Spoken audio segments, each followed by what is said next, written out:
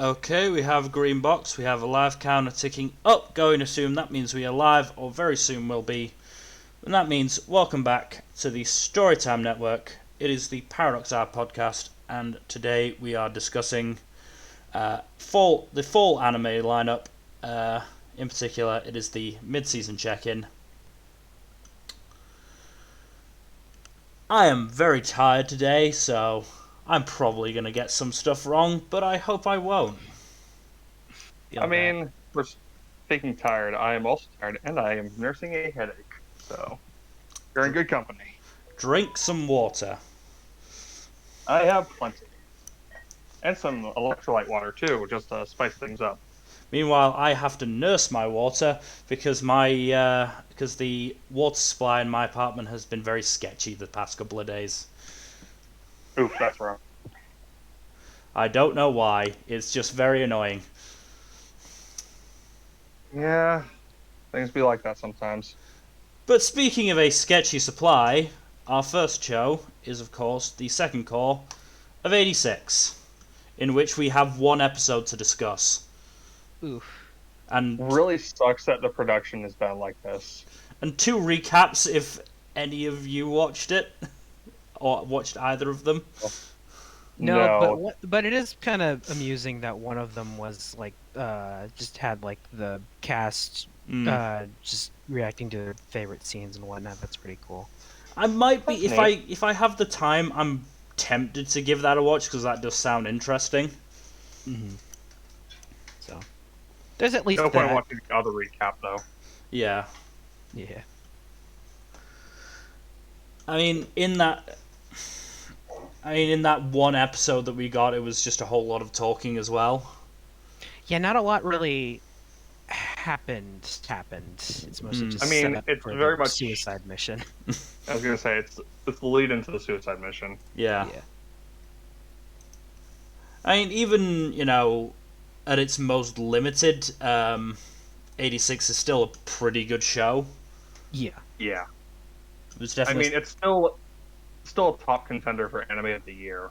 Yeah. Even with all these production limitations. I'm gonna see how it sticks the landing first, but certainly it's up there.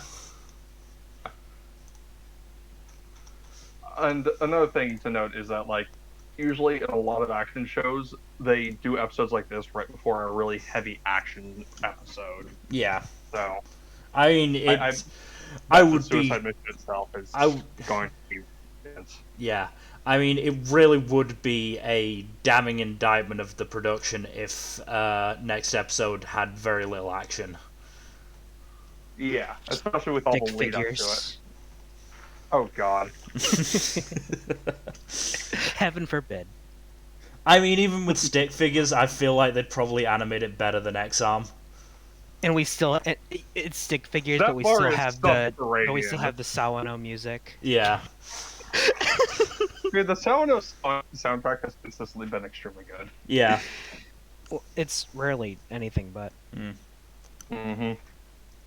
I mean, my one sort of disappointment from this core as a whole has been the lack of Lena. Yeah, but this whole arc has not really been focused on her. This whole arc has been about the 86. I know, but I also just want them to reunite at some point.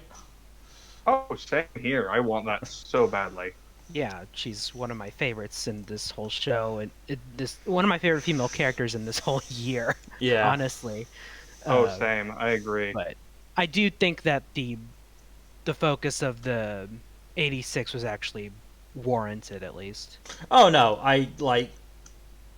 it's definitely needed. Yeah. It just, especially, it feels like it's been ages since we've gotten a proper sustained look with Lena. I think that was only an episode or two ago, actually. Oh God, when actually was it? It was still pretty brief, though. I mean, because of the release schedule, it still feels like it's been ages. Yeah. Mm-hmm. Not wrong. Like, I think hopefully it was the staff is okay. Yeah, hopefully. Who's doing it again? A1. Yeah. A1 usually has a really good track record, is the weird thing. And the other weird thing is the, like... How many shows are they actually doing this season? Yeah, they are only doing 2 shows. The other one is Visual Prison, which genuinely looks great. Yeah. Surprisingly great. Yeah, it's weird. That's a weird one. Like, in its action, the action is so good, and it's just so shocking that they put so much, like, effort into it. I just didn't expect it. I was catching up a bit on it, and I watched the Eve episode where they're just slaying those Shadow Hound things, and it looks great. Like, where'd this come from? Oh no, when they actually do fights, they just go like full Symphogear singing and fighting, and it's great. Yeah. But that's discussion for Visual Prison. You should. It's discussion for the end of the stream. 86. Yep. Yeah, there's not much more we can say, just based on a single episode. It's still really good. It's just not really a lot to say when your one episode is all set up. It's good setup, but there's not really doesn't leave you much to talk about. Although, mostly all stuff we really expect. So, I mean, depending on how these like final 5 episodes go, it might be worth just getting the novels and sticking the Sawano soundtrack on as you read. Funny thing is, I have the novels. Have you tried reading them with the Sawano soundtrack in the background? No, I feel like that would go well. That probably would. This adaptation as a whole has been really freaking good, so I'm just going to hold out hope for another season, because I feel like we're going to get it, but we'll see. Mm-hmm. What's A1's history with sequels? I mean, they do all SAO. Of SAO. I mean, they do all of SAO. They do SAO. Is that coming to an end soon? No. Oh, no. I hoped it would. It's still going, and they're doing the new movie, which is technically a retelling, and that has its own unique timeline stuff. So, yeah, I was hoping the movie would be the end of it, considering it was a movie. No, the movie is not even close. The White novels are still going. Oh God. It's a literal floor-by-floor retelling of Aquatope. For what it's worth, Kawahara seems to be improving, but at this point, no one really cares. I mean, they also did obviously Kaguya-sama, so that obviously got a second season. For what it's also worth, I do plan on watching that movie because it does look like it might be actually pretty good, but I mean, its quality will be directly related to how much Kirito shows up. He is more of a secondary character in the movie, so at least from what we know. If I recall correctly, it's more focused on Asuna. Then it stands a chance. A1 Pictures also did the masterpiece that is Eromanga Sensei. Oh God. Oh God. I still refuse to watch that. You couldn't pay me enough money to watch that. Of course, side note, they also do Orimo, so of course they did. But yeah, we've got a single episode to work on from 86, and there's not much we can say about it. It was good. Hopefully the rest of the season goes smoothly. Yeah. But, But moving on to Aquatope of White Sands. This is a really good show still. Who'd have thought? I feel real bad for Kukuru. Yeah, Kukuru has it rough. She really has it rough. I mean, I feel like in that subsection of the PR department there should be more than 2 people, especially considering the assistant director doesn't seem to do that much work. He's also just an asshole. I'm still holding out hope that there's more to him than what we know, but yeah, he's not really doing he hasn't done much to here. We have 3 episodes left. I'm not sure how much time we have to flesh him out. Listen. Trust me, okay? it turns out he's helping sick children or something. Trust me, he's there's still time. He has consistently been a total hard ass. Yeah. As I said, it's at this point it's more a case of like there's not more people in that particular like section of the department. Like it seems like they have a lot to do and it's all falling on Kukuru. Yeah. For what it is worth, it does seems like he does have some faith in her, because he did put her in charge of that new section of the aquarium. And he did support her at least a bit with the presentation thing, although he should have set her up beforehand for that. Here's the thing, there is a very, very fine line between trusting you to do work and not wanting to do work yourself, so you shove it on a subordinate. Yeah. But still, we just don't know which it is. Yeah. I mean, if nothing else, he definitely should have told Kukuru that the wedding proposal probably wasn't going to go through first time. Yeah, he probably should have, but I guess there is the idea of if he did that, then maybe she wouldn't have tried as hard on it. But I don't know.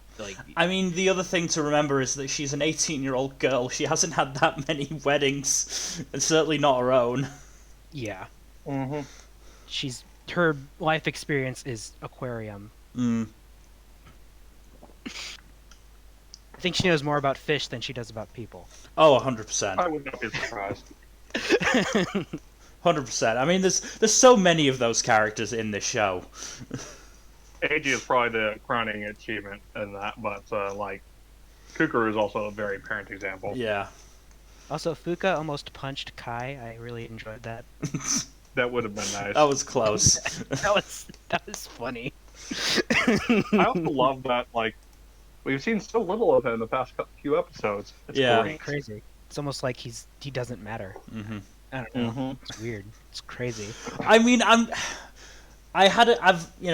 because I haven't, I didn't rush this this particular series of watch of episodes. I was able to watch the OP, and God, when the actual the chorus hits, just watching it, it's just oh my God, this is so gay. How can you make this heterosexual? Kai's not even in that bit. He's barely in the OP as it is. Yeah, I mean, the name of the show is Two Girls Met on the Ruins of Damaged Dream or something like that. I think it's Dying Dream, but yes. Yeah, it doesn't get gayer than that. Yeah. I just don't understand how they think they're going to make this heterosexual. I don't know. All I can see is I can kind of picture Rebecca Sugar just behind the scenes saying, "Make it gayer." That is her MO. Yeah. There's also been possible hints of making Kuya heterosexual, which I'm not on board with. He's kind of a question mark to me. I never really thought about that too much. Kuya, I feel, has been consistently gynophobic, but not really. It's been hard to say what his orientation is. Yeah.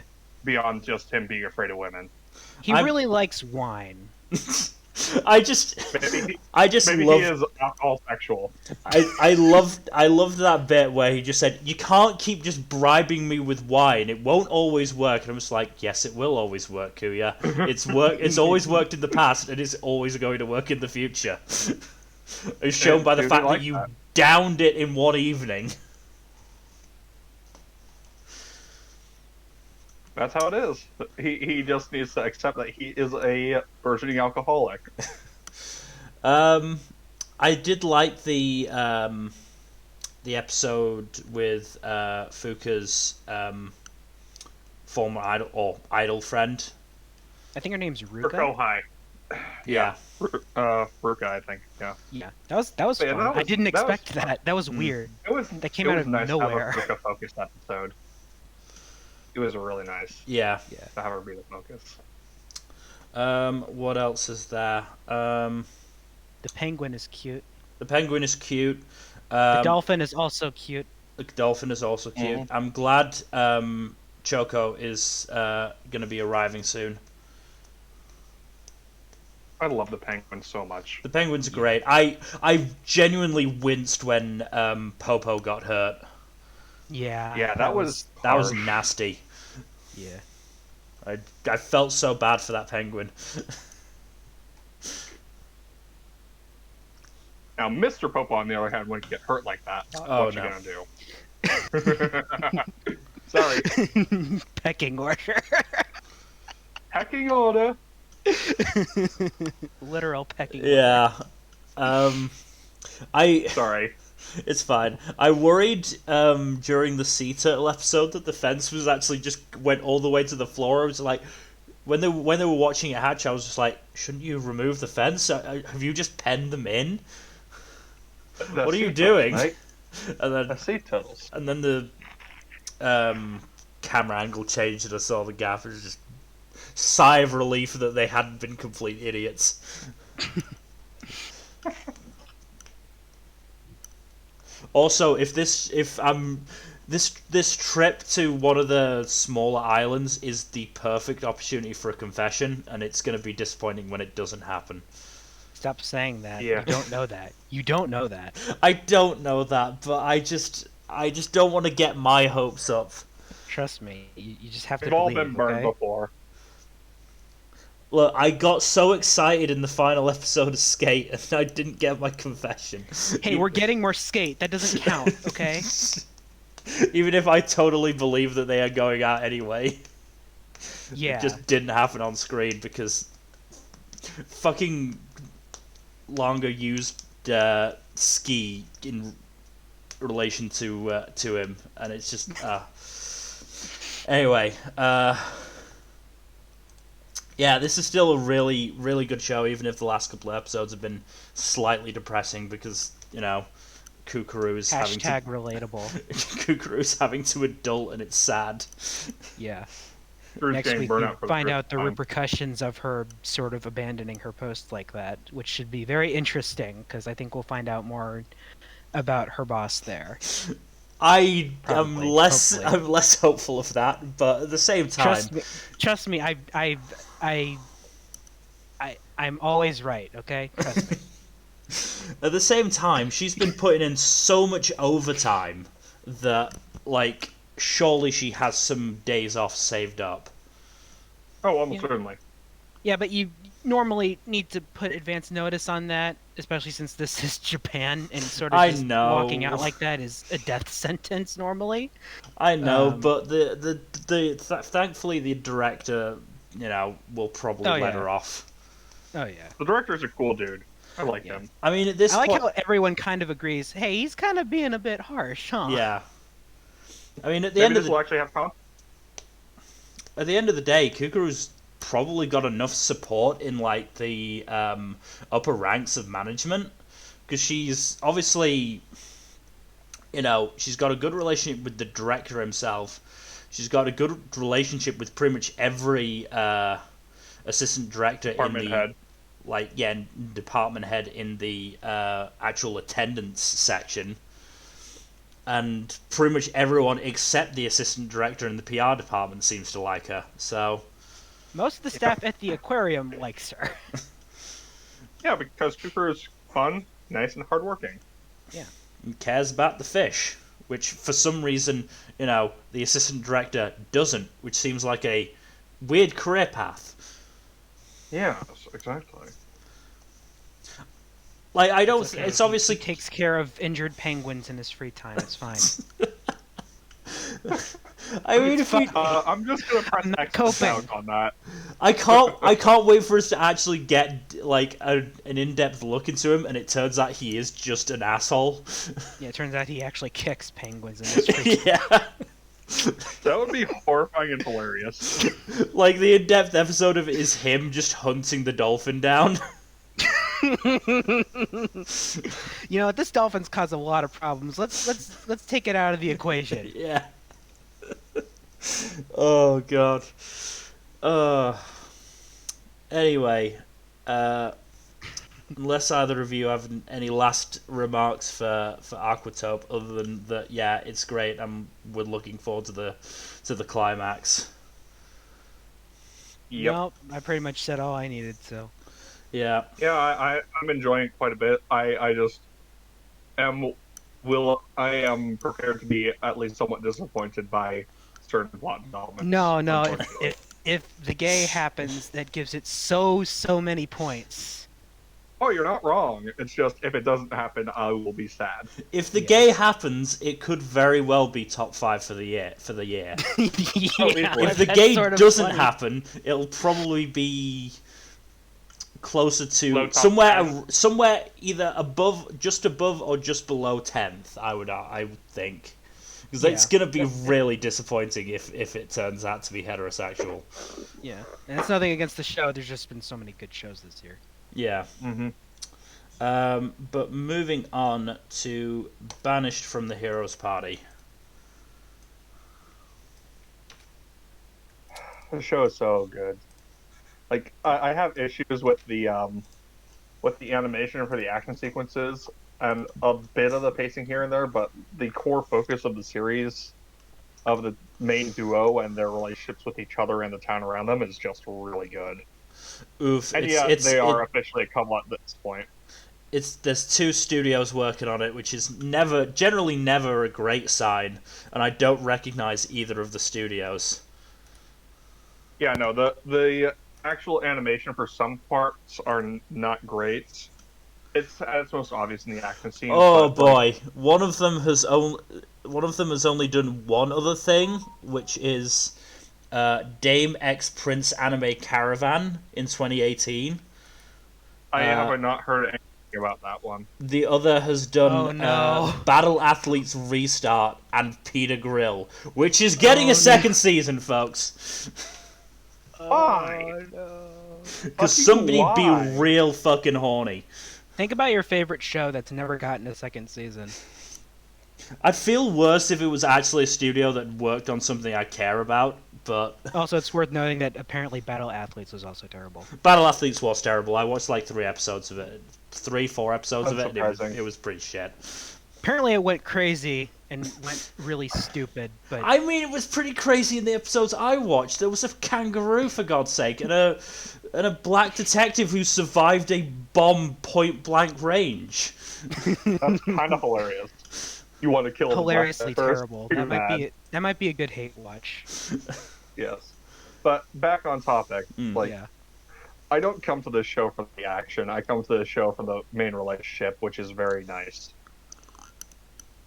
And it's just really well executed. They're basically working on deepening the relationship slowly but surely. They're sharing the same bed now, and they even share a bath together later in the episode, or in the most recent episode. They are officially a couple at this point, and like literally the only thing preventing it from being even more official is that he hasn't put a ring on it yet. That's literally the only thing preventing it from being like them being married at this point. Yeah. He has to put a ring on it. That's how the song goes. Oh, I assume he will at some point. It seems inevitable. She certainly is looking forward to it. I mean, if he doesn't put a ring on it, he at least has to go to town hall and form a civil partnership. I mean, they might well do that. I don't know. All I know for sure is that they are ready to do the deed if they get the moment right, if the mood is right. Is anyone actively cock-blocking or even accidentally cock-blocking?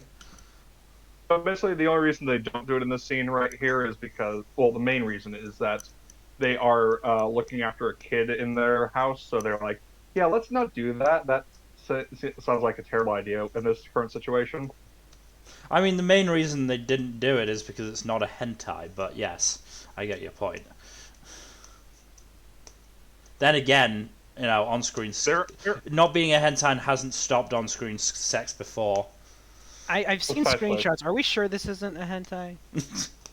It's not a hentai. I mean, they've worked on Peter Grill. Who knows what they're planning? Peter Grill is the most unsexy attempt at hentai I've ever seen. I really don't get that. I really don't get shows like that. Why wouldn't they just go and make it a hentai? Because they're cowards. I feel like they would be less restricted in their horniness if they'd made it a hentai. I think being able to air it on multiple channels on public television probably gets them more money. I suppose. Maybe. Most likely. Something like that. I mean, somebody needs to do research in the money gained and lost from like hardcore ecchi anime airing instead of being hentais. I mean, the thing is with hentai, like, most of it looks pretty bad.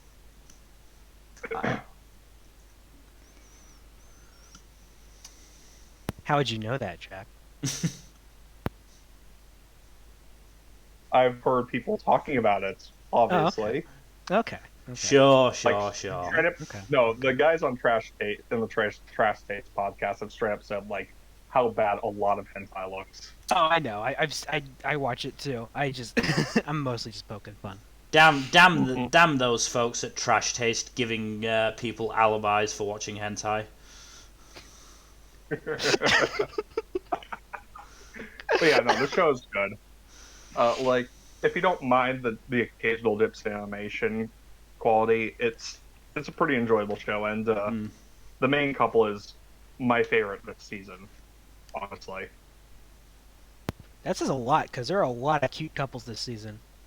Yeah, no, but these two are just really incredibly wholesome and have great chemistry together.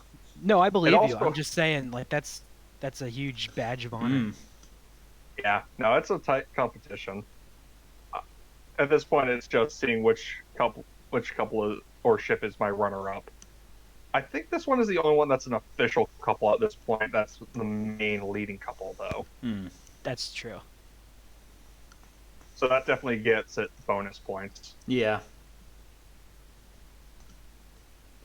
But yeah, really good show. We can move on, though, to the next one, which is... Blue Period. I have not seen today's episode yet, but... I have seen today's episode. So that means we're discussing two episodes. Yeah, because they skipped last week. Yeah. So, on the one hand, sad that we don't get a lot of Yuka in these two episodes. Yeah, Yuka's great. On the plus side, that does mean that there is less opportunity for Yatora to be transphobic. He still manages one dead name, but that's about it in the two episodes, which is an improvement.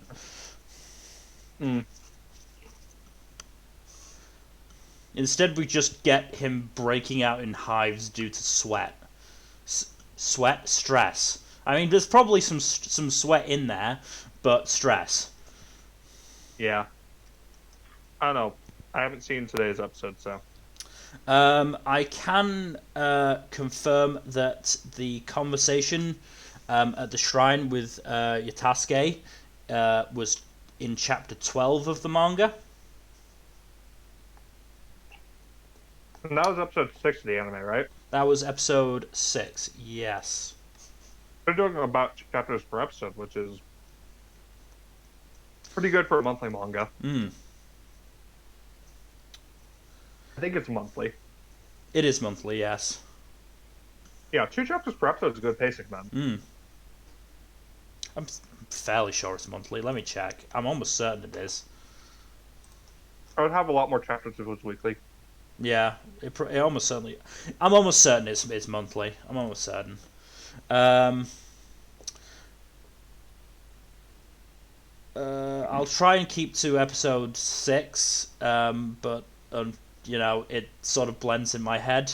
Not to mention, episode 7 is fresher in your head, I guess. Yeah, because I did watch it today.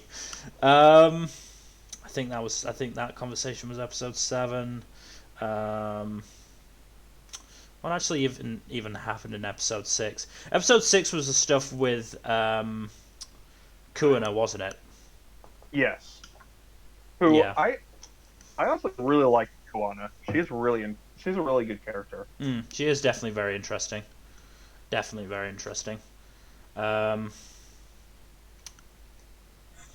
because we've got one episode to discuss. Again, there's not much we can really say. I could say more, but I don't want to spoil Jack, because there are some really good moments. What I will say is I'm not looking forward to the coming episodes. Oh boy. Because why is that? I'm fairly sure they're going to be Yuka focused, and not in a positive way. Oh no, are we getting more Yuka angst? Yeah. Well, it's geez. it's focusing on a potentially transgender character in Japan who is also trying to be an artist. It's not great, from what I know. So I am slightly dreading the next couple episodes, which I don't believe we're getting a new episode next Saturday, are we? We should be. I thought it was getting put off for another week. Yeah, I thought that I heard something like that. It was the episode delay was extended by a week, so instead of 2-week delay, it's a 3-week delay now. That's why I didn't get an episode last week. DMM announced on its official website on Wednesday that starting with episode 7, the anime of Blue Period will be pushed back by approximately 1 week due to unforeseen production delays. I can't tell if that means that episode 7 was the one that was delayed, or starting from episode 7 there's going to be another week delay. I think it was episode 7, because episode 7 was the one that got delayed first. Well, I mean, we'll just have to see. We'll just have to see, if an episode pops up Saturday. Yeah, we'll find out next weekend. Blue Period is still pretty good. It is still pretty good. It's not. I wouldn't say it's as good as I maybe hoped it would prior to the season. I definitely had high hopes for it, and I'm not entirely sure whether it's managed to sort of reach those hopes. It's certainly, the transphobia hasn't helped, but yeah, I think I was just expecting a lot more spectacle from it. And it's sort of, for the most part, it stayed pretty grounded in its visuals, which, could be a case of limited production values. That is entirely possible. It's weird that this is the second art-focused show that this studio is doing, at least. What was the first? Arte. Oh, right. I remember I forgot that show was because a thing. I just stopped enjoying that one after a few episodes. I'm not sure if I even got to 3 episodes on that one. I think I just got a bit bored. That season was a rough season. Spring 2020 was rough. I only watched 2 shows. It was a very weak season. It wasn't the season's fault that COVID basically gutted a lot of productions. Yeah, it was down to what, half a dozen to a dozen shows. Yeah, half a dozen to a dozen shows, which is tiny compared to usual. Most seasons have 40 plus. Yeah. But yeah, Blue Period, still pretty good, but could be better, honestly. Now is time for card games and dystopia. No, it's not, because I've dropped it. Oh, excellent. I'm fairly sure I dropped it. I can't remember what I said. I can't remember what I said last stream, but I certainly feel like I dropped it. Did you watch more episodes without knowing? No. I didn't watch any sure? of it. I mean, if I didn't drop it, blocked out. If I didn't drop it, I can't talk about it today because I haven't watched any of it. So instead, we'll be moving on to the Oshi, Demon Slayer, which is still, the movie, which has its own issues. So I've got 4 screenshots for this. So I've got this first one. I love a Inosuke. I also planned to take one for the Zenitsus, but I thought, I've got one for one dream. I don't need to get one for the other. Not to mention, it feels wrong to sort of shout out something like this when it's also a slight issue I have, which is that the show really doesn't give. Well, to be fair, this arc gives Inosuke a lot to do. It still doesn't really give Zenitsu a lot to do. It does, just off-screen. Yeah. Yeah. This arc is a lot more focused on Tanjiro and a little bit on Inosuke.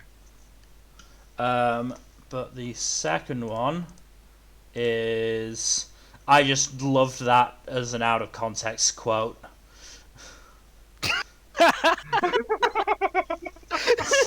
It does not help that he is functionally nude in that screenshot. Yeah. I just couldn't resist when I saw it. I just could not resist. Oh, I don't blame you, man. I'm so glad you did. I'm so glad you did. Oh. You're gonna have to post that in the server because that is so funny. I will. Damn Demon Slayer is scurrying around inside me. It has the same energy as that one Grunkle Stan quote from Gravity Falls of just like, darn beautiful men always eating out of my trash.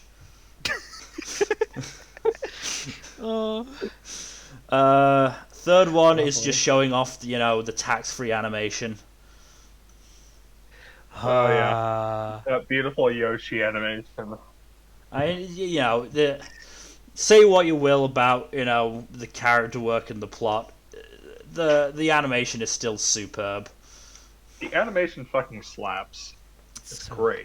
And the final one, which I will be keeping, will be the one that's up when we go into the proper discussion. The start of some fetishes for some people.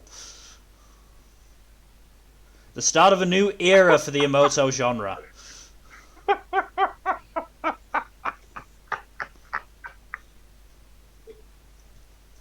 I have no words.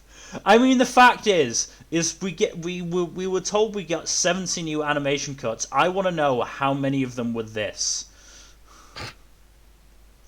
More than expected. Yeah, we really want to sell this part of season 2 again, so we're gonna have to add something. What ideas do you guys have? Buff Nezuko. Let's do it. But yeah, like, it just has the same issues as the movie, which is that like it's so focused on Rengoku, who is a admittedly fairly cool character, but there's only so much they can do in like 2 hours. Yeah. Hey, we got that one episode, that first one. We got that. I guess that was great, but like I still am not that bothered by Rengoku, possibly dying. Do I have to hide? No, screw it. Anyone who cares about Demon Slayer has seen it by now. Just say it. The guy dies. Yeah, the fact that Rengoku dies to Akaza. I mean, who I still love the fact that he's number of death flags. Yeah. Is also I mean, the most recent episode ends with like Rengoku missing an eye and looking in pretty shit state.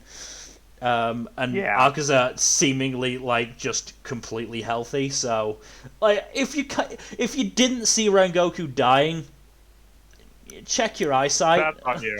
That's on you. Yeah. I also still. I love this series. I love this movie. You can tell what's gonna happen. I also it's also sort of especially this movie. I mean, Akaza just comes out of nowhere. Yeah. Just comes out of nowhere to be the big bad of the movie. But I think this is very representational of Demon Slayer's problem. I think it really escalated too quickly. Because in the space of 2 or 3 arcs, you go from normal bitch ass demons to the upper ranks of the 12 moons. 12 moons? Yeah, 12 moons. Yeah, 12 moons. Yeah. I was questioning the number in my head. It's partially because Mugen decided to just yeet most of all the lower ones. Except for Enmu, who gets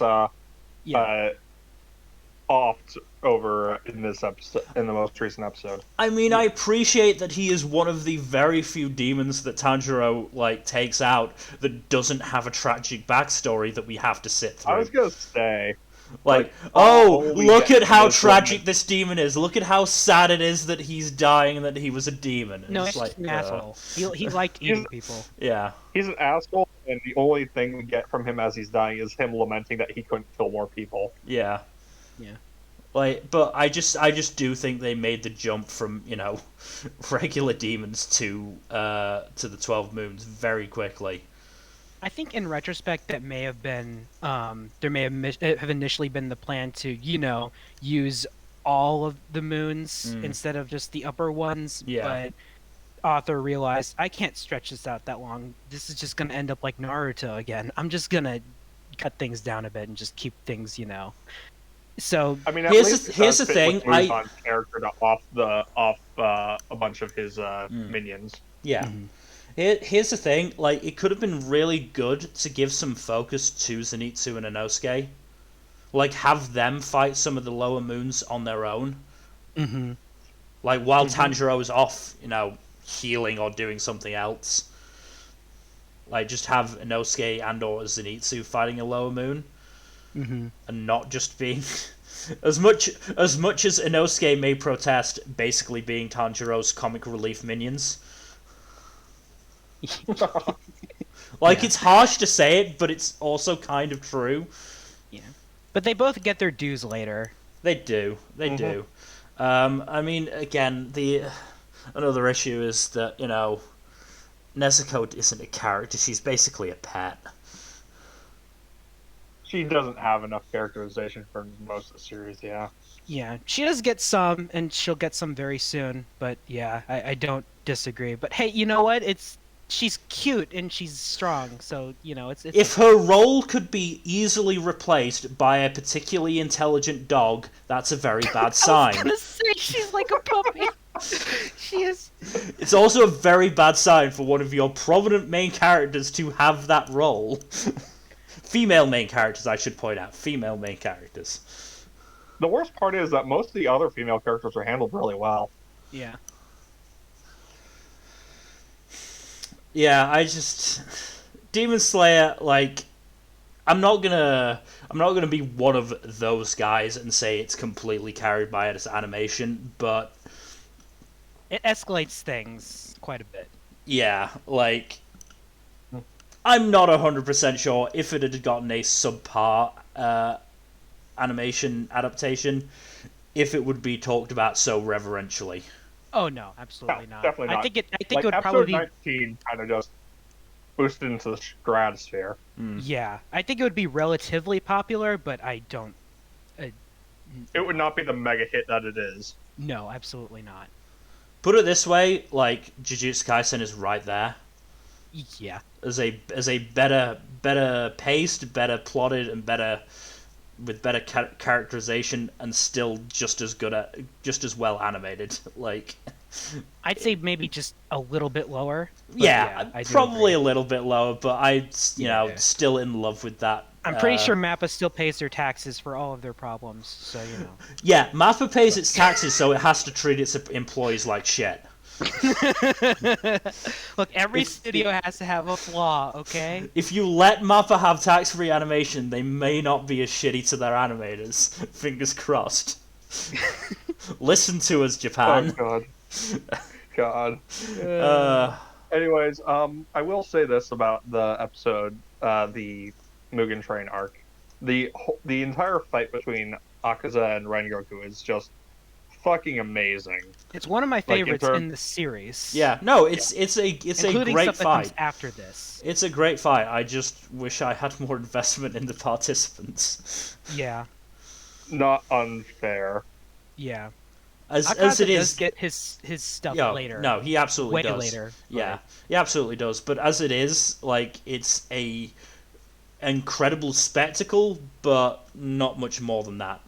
And I do think it does serve the pretty cool purpose of, now you have this one particular demon aside from our big bad that Tanjiro has some beef with, so he's gonna want to settle the score later. Yeah. And so there's that to look forward to.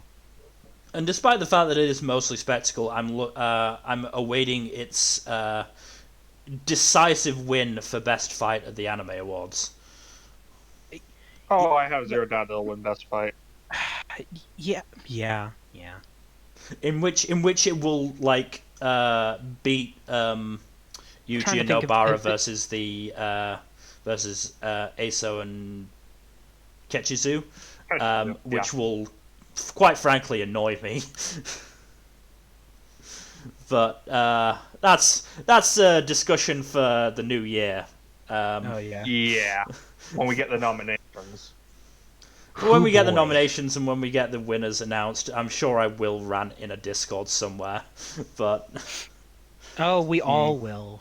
Moving on to Digimon Ghost Game. Yes. Okay. So, not a lot's really changed. It's mostly just been Monster of the Week formula stuff with some fun character stuff, Nothing. It's still early days. I expect the ball to drop within the next few episodes, probably by episode 12 at the latest, because, end of season, we got to get our plot going and everything. Yeah. Action did take a step up, although the main problem is that there isn't much of it, because we're still going through that whole thing of the bad guy either gets away or we talk them out of fighting again. So it's a little weird. I'm waiting for murder, basically. Because we're waiting for a Leomon situation. Not even that. I just want to see a bad guy get pummeled. Wait, they haven't even or the bad guys yet? No, not quite. Because it's like I said, they either get away after getting beaten up a little bit, or they just settle things peacefully. So that's probably the show's biggest issue right now, but it could very easily just be broken within the next few episodes, because I believe 2 weeks from now, we're getting the return of one of our first villains. So we're going to see some repercussions for letting one of them get away. So that's good. Yeah. Wait, is the show taking a week off, or is it just... No, because I know the plot of this week's episode, and it should be next week's, because I saw episode summaries. So... Gotcha. There was a fun thing though. I think the week before last, where the antagonist of the week was Sirenmon, who is based on a siren, so you can probably guess what her deal is. But the catch being that her singing is terrible, so she, that causes a lot of issues when people are trying to do karaoke, and then she steps in, and then causes everyone to experience horrible stuff. And then also, side note, the song that she was singing to was the first ending theme to the Adventure reboot, so that was fun. But the best joke in that episode is more of an inside one, because Digimon's known for its clever casting. And do you know who they got to voice Sirenmon? Who? Nana Mizuki. Oh my god, that's amazing. Yes, that is brilliant casting. Get a very notable singer to voice a very bad one. So that was very fun. Aside from that, not a whole lot has changed. I'm waiting for more stuff to happen, basically. But still a good show. Gamamon is still being best boy, but just waiting to see what happens next.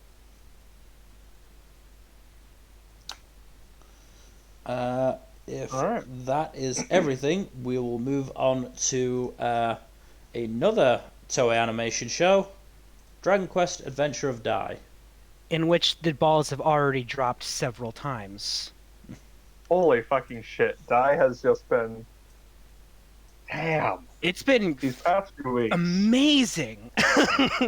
Dude, that fucking Sakuga sequence, though.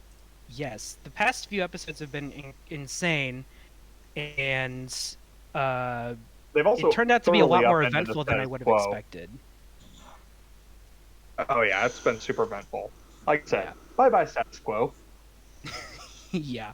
Something I want to point out, though, the part where Vern says that was no frizz spell, which, by the way, is like the biggest I have a big dick move I've ever seen in a show in recent memory. Apparently that is a... As you were saying, go on. I don't know, you go first. Okay. That apparently is a meme in Japan.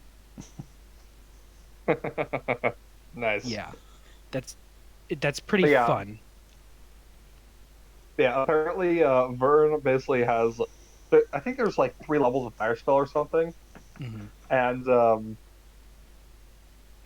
him using the lowest possible level of fire spell just utterly dwarfs the power of the resident mage using his strongest.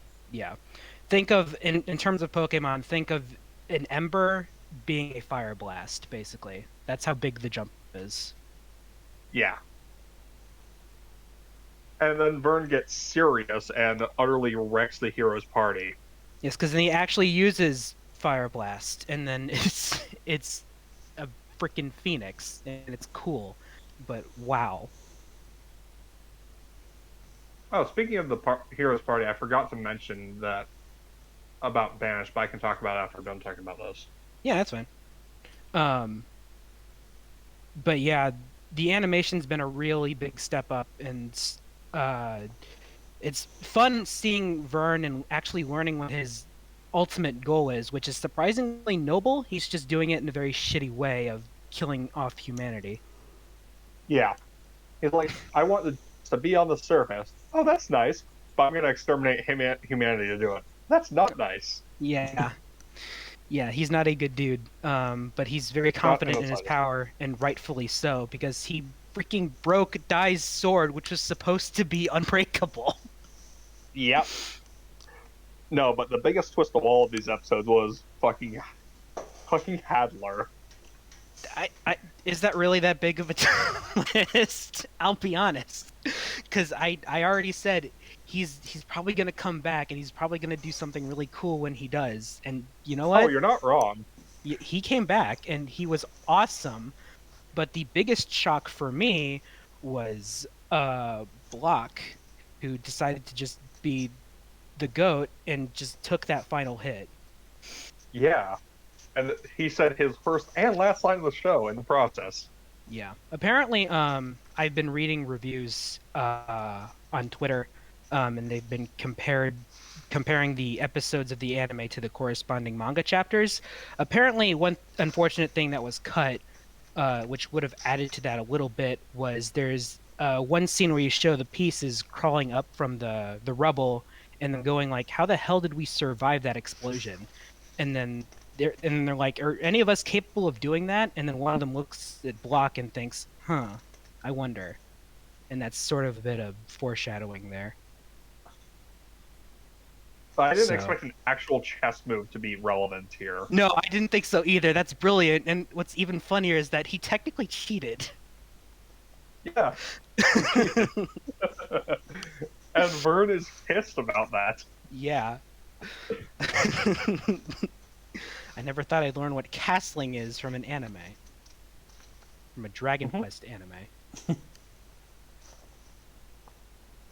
Trying to think about if there's anything else to cover. Dai meets the mother dragon. Mm-hmm. And that whole sequence was very sad. Yeah, it was really sad, but I loved it a lot because it was a good send off to a certain other character. Yeah. And pretty sure that as a result of all of that, I'm pretty sure Dai is going to get a power boost from that, but we'll have to wait and see. Classic Zenkai boost. Yeah. God damn it. Yeah, because the Dragon Knights are just Saiyans. Except there's fewer of them. Yeah. So far, hey, you never know. Mm-hmm. Soon we're going to find out Dai had a secret brother or something. As funny as that would be, I doubt that at this point. No, of course not. Or like the what? moment with two-thirds of the way through the story at this point. I'm sorry. Or like what? 2/3 of the way through the story at this point. Yeah, more or less. I think we're actually entering the end game now. We just went through Infinity War. Yeah. Act 3. Yeah, which was weird because that had more in common with Infinity War than I expected. Right down to freaking Mjolnir being destroyed, and now they have to get it restored or get Dai a better upgraded version of his sword. The moment with him and Leona was cute. Yeah, that was neat. That was nice. Yeah. Like they definitely have a thing for each other, don't they? Oh yeah, no, absolutely. Baron even said, "Make sure you get a wife and sire some children, son." Is Leona princess girl or gun girl? Princess girl. Princess girl. Yeah. Yeah. They're about the same age. Yeah. Dai and Leona, rather. Mm-hmm. Yeah. Yeah, they're. But yeah, no. Baron acting like any good potential grandparent would. Yes. And now Hadlar is back in the equation with most of his pieces, and now he's going to have his own counterattack, and now we have 3 distinct parties. And I think something that was kind of interesting is that Hadlar seemed to be more upset that Vern was stealing his prey rather than Vern literally putting a bomb in him. I mean, that's all fair game, but like, hey, trying to backstab me is all fair game, but you steal my kill, I will be pissed. And Vern isn't just going to have any of that. Also, yeah. Well, no, I mean Vern, because Hadlar is trying to step up, and Vern's like, okay, you're biting the hand that feeded you. I'm gonna kill you now. Mm-hmm. But now we're gonna get Impel down. Oh yeah, that's gonna be fun. Yeah. Because 2 of our other best boys are about to be executed. Oof. Yep. Well, they are traitors to the Dark Army and all that, so... Yeah. Makes I'm sense. more surprised that they managed to find them. They were over the ocean. Were they just still on the castle, or what? I don't know. Miss Vern probably pulled some shenanigans, knowing him. Oh yeah. Also, I love Mistvern, by the way. He seems to have He has a lot of respect for Hadlar, which I really, really like, because it makes him more of a character rather than just being a basically a heartless. Also, he's voiced by D, so... Oh yeah, no. He's voiced by Dio, so that just makes it so much better. Yeah. But yeah, on the other end of the spectrum, we got Zaboera, who continues to be a shitheel. Yeah, I'm actually surprised he played as much of a part that he did, and it makes sense too, because we knew he was around there somewhere. Mm-hmm. But, wow. Yeah, the show continues to be really good. It's super duper good. I am so looking forward to what we're getting next, because things are really going to amp up again. And yeah, we're in the third act at this point, so shit's hitting the fan. Yeah. And Vern's trying to freaking screw up the surface world. He's going full apocalypse. Yeah.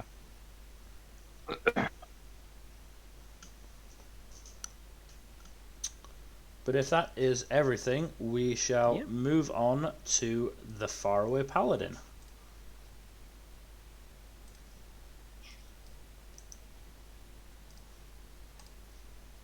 This show is really good. I wish this had the animation budget that stuff like Mushoku did. I still plan on watching it, but you can go ahead and spoil whatever. Well, at this point, we've met Menaldor, the the very handsome, brooding elf boy who is who becomes Will's travel companion, and we get to look into his issues a little bit too. Well, I missed like the family of the first part of the story. I do admit, like having Will be put into a new environment and be forced to forge new connections is fun and interesting, especially since it's done a lot to flesh out the world and give just show him interacting with people outside of his adoptive family group. But it's really interesting stuff, especially since Will has become basically a paladin for a death goddess of sorts. Basically, his divine patron is the goddess of the cycle of death and rebirth. So he basically it's his duty to, as a paladin of her, to pray for the souls of the dead and see that they find their way back into that cycle. So he's basically the paladin for the Grim Reaper. Kinda. Pretty neat. That's sick. Yeah, it is. Like, and his main arch villain at this point is literally the god of undeath, which is also very apt. Mm. Yeah, no, the show is good, and I kind of wish this had gotten the 5-star animation treatment that stuff like Mushoku did, because this has material that definitely deserves that kind of treatment. But Jack, the animation kind of underserves this. But Jack, it's from the same studios Hatena Illusion, Citrus, and Infinity Force. Hey, to be fair, Citrus was pretty. All the better for us to see the sexual assault that I feel like I remember being in it. Yeah, that wasn't in the manga. Oh. Wait, it wasn't in the manga? It some of it was, some of it definitely was not. Okay, perversely, I'm glad that there was some in the manga, because otherwise I've been hating the series for no reason. Yeah. Yeah.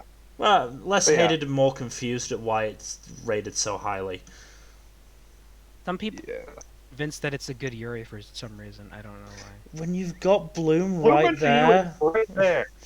Bloom into You, Adachi and Shimamura. There's other stuff too. But yeah. I have opinions on Adachi and Shimamura based solely on the anime, but yes. Still better than Citrus. I mean, yeah. A high bar.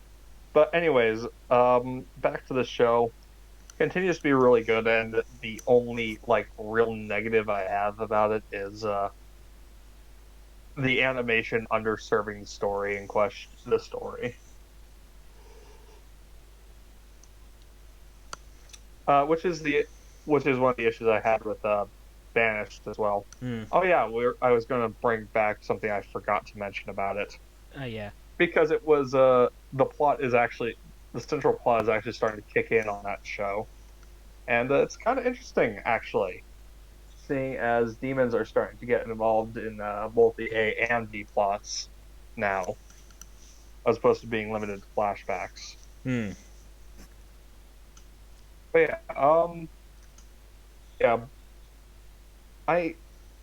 the thing with the Faraway Paladin though is that there's almost no reason for it to be an isekai. Like, the isekai element contributes almost nothing to the story at this point.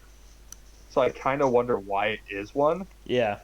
Oh, you know why it's one, because you stick isekai on a property and it sells like hotcakes. Yeah, but it has nothing to do with isekai You think in that any real matters? way beyond take place in a fantasy setting. You think that matters? Like, clearly... It really doesn't. It gives you an excuse to slap the isekai tag on there, and that automatically lets more people find it. Yeah, if nothing else, it will just gain the attention of more people. Yeah. But if that's everything for Faraway Yep. Paladin, we can move on to the Heike story, which, correct me if I'm wrong, has finished now. It has finished, but I have not finished it yet. Right. I am very far from episodes catching behind. up either, so... This is from the 9th episode. And, spoilers, but, episode, I believe from episode 6 or 7 and onward is when people start dying a lot. Oof. If in a war story, I'm honestly surprised it didn't happen earlier. I mean, the war kicks off proper in episode 5 or 6. That makes sense. That makes sense. Did we ever get Yoichi? Yoichi, I don't remember. Nasu no Yoichi, Archer, shot a fan on a boat. I don't. If he is in the story, he hasn't shown up yet. I feel like he would have shown up by now, but yeah, we have gotten the introduction of Yoshinaka and Yoshitsune from the Genji clan, and also we got a brief appearance from Tome Gozen, who is an individual who I don't believe is. We have a certain historical account on, as in we don't know if she was a real person or not. Repeat the name? Tomoe Gozen.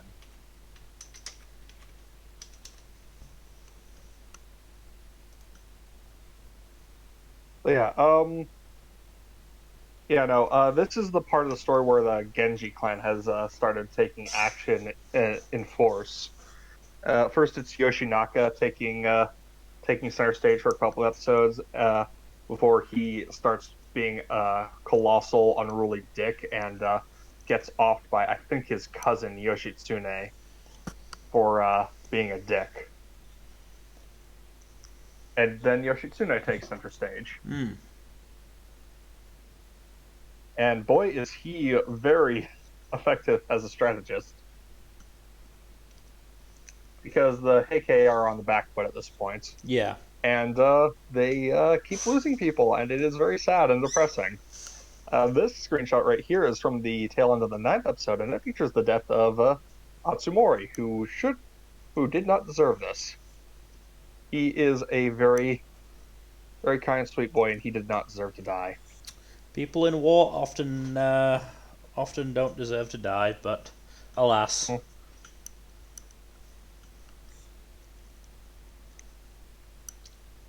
So, would you say you are looking forward to watching the final 2 episodes? I am simultaneously looking forward to them and dreading them because I know they will emotionally devastate me. Like, episode 9 almost made me cry twice. Yeah. Oof. And it was at the 2 major character deaths in the episode. Just like, this story is a tragedy. It is a historical tragedy. It depends on what perspective. It depends on what perspective you're watching the events from. I mean, if you are remotely sympathetic to the Heike, then it is tragic. I mean, yes, from one perspective it's a tragedy, from the other it's a complete victory. I mean, not necessarily, because the Genji lost a lot of people as well.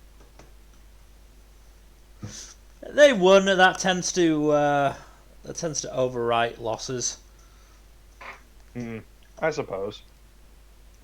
But yeah, this show's really good, and it looks absolutely gorgeous. My God, like it is one of the consistently best-looking shows this entire year. Yeah. Just that screenshot looks good. Yeah, I picked the screenshot because it was like just a perfect encapsulation of the beauty and tragedy of the show, in my opinion.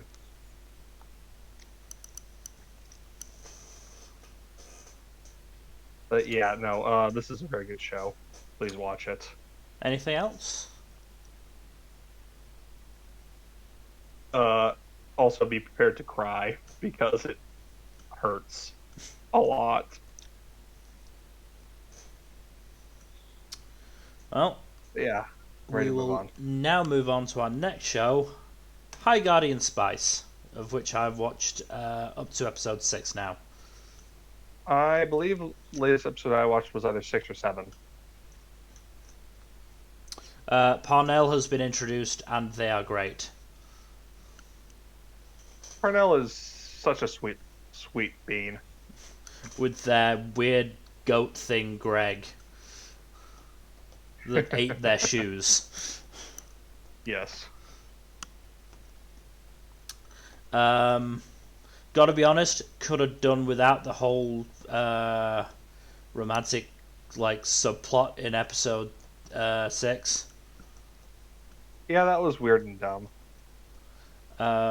Especially considering it did basically just take over both Rosemary and Sage's stories. I mean, it does wind up leading to hints that Sage has a crush on Rosemary. I mean, it also massively implies that Snapdragon has a crush on Sage. Mm-hmm. Meanwhile, Parsley is just out there living her best life.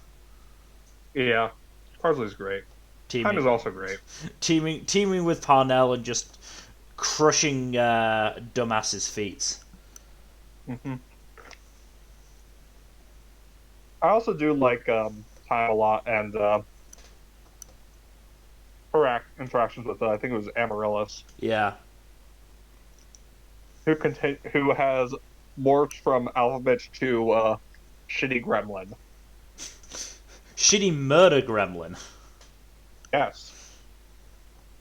Which because the amount not gonna lie, I like this change in characterization. It's a lot better. I mean, she's still an alpha bitch. Oh, she is, but seeing her be a shitty murder gremlin is a lot more entertaining.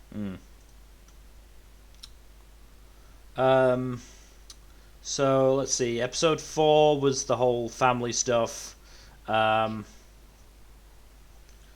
felt bad for Parsley on that one. Yeah.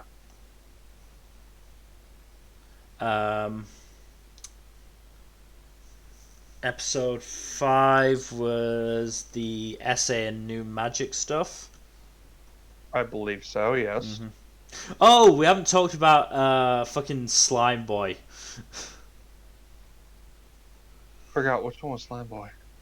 Slime Boy is the dude who was like at the counter at the new magic gem shop. Right. And then came in midway through Sage and Parnell's like bitching session and just started jamming to Parnell's complaints about that dick of a cousin. Nice. I believe they are voiced by an actual musician as well, which makes sense. Oh, that's funny. Yeah. I feel like this show honestly gets more hate than it deserves. It's not that bad. Oh, it 100% gets more hate than it deserves, and it's, majority of it is from idiots and bigots. Mm-hmm. Bigots who obviously, don't like the LGBTQ representation and the fact that it's a majority female main cast. Not to mention it's not produced in Japan like a real anime. Here's the thing, like fucking Crunchyroll has a lot of stuff that isn't actually anime. Yeah. It has live action Japanese stuff. Yeah, it doesn't have J-dramas. I'm fairly sure it does. It definitely has the live action Given show. Oh, that's neat. Wait, there's a live action show? Yeah, there was a live action adaptation of Given. I haven't watched it yet, but I want to. Yeah, so like it's just dumb to say that Herdy-der Crunchyroll shouldn't be working on this. Yeah. Yeah, it's a decent show. It's not like it's in no way incredible, but it's definitely It's not setting anyone's world on fire. That's for sure. but it's a fun enough time. I do enjoy it. As do I. And there are some characters that stand out as very good. Mm-hmm. But yeah, moving on to the next show. I think you dropped this one. The Vampire Cosmonaut. Yes, I did drop it. I had intentions to potentially go back to it, but honestly, Saturday is probably my least favorite day of anime. This is Sunday. Sunday, not Saturday. Sunday. Tired. Days have been running together. Sunday, because it's like I've got fucking Tesla Note, Demon Slayer, and potentially this, and it's just so hard to try and start watching stuff. Wait, so you dropped this in favor of Tesla Note? I'm still watching Tesla Note. Yeah, we will get onto it, but I don't know why. I have several questions. I mean, have no answers. I understand liking trash, but right? Yeah. I have no answers to those questions.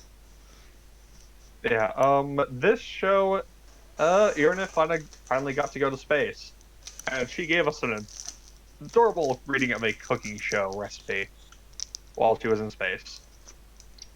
Yes. For context, that was a coded message to prevent the not Americans from figuring out that they actually had someone in space. Yeah. Which makes sense, but it's also kind of funny. I'm going to assume, seeing as the show is continuing, that Irina does not bite it in or on her way back from space. No, she's very much alive. Yeah, this is the screenshots from the episode after the space launch. Yeah. Her just having a little girls' night out with Anya. And because everything was a success, our boy Lev gets another chance at being a cosmonaut, so... Woo. Which is nice. Good for him. Mm. Yeah, he deserves it. Yeah. Especially over that colossal asshole who keeps being racist to Irina. Yeah. Racism is bad. Yeah. Yes. Yes, it is. Is it? Is it? I didn't know. This is news to me. That's the American education system for you. Now, Mill, that's harsh. It's more like a third. But yes. This is still a really good show. Yeah. I do love the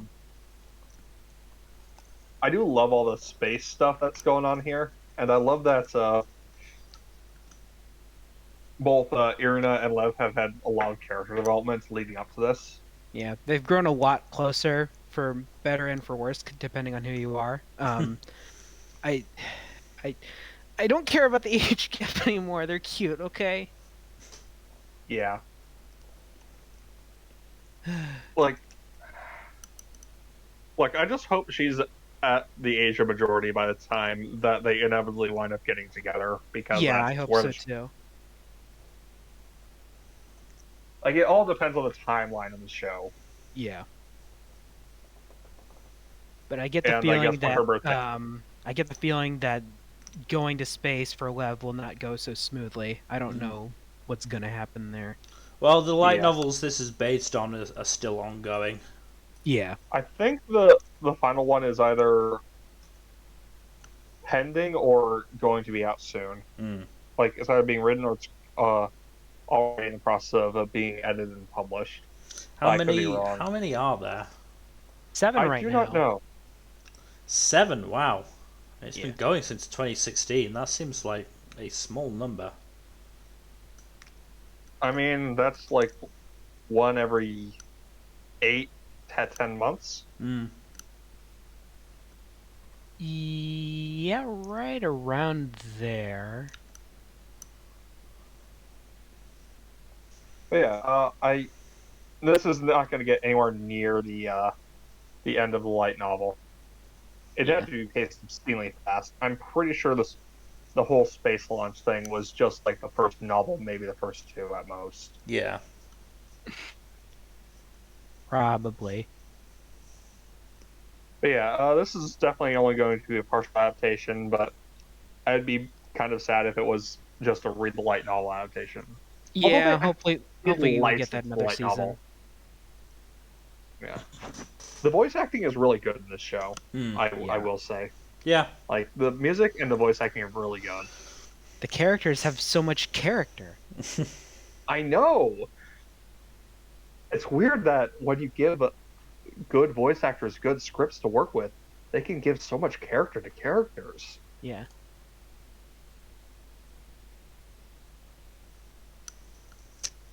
But yeah, no, this is good. Yeah, it's really good. Hopefully, if we're not gonna get the whole adaptation completed, then we can at least get a solid ending. Or just, Um, instead of just that tragic cliffhanger, mm, the ship explodes and Webb is seemingly dead. Yeah. And we all cry. that'd be an awful cliffhanger to end on. That would awful. that would be a cliffhanger on the level of Stars Align. Oh my god. Oh my. Don't remind me of that freaking cliffhanger. I'm never going to recover. Genuinely the worst cliffhanger ever. I'm never going to recover from that. I'm not sure if there is actually a cliffhanger out there that beats it. If only because Stars Align just wasn't resolved. Yeah. But that's a rant for another day. Moving on to the great Jahy will not be defeated.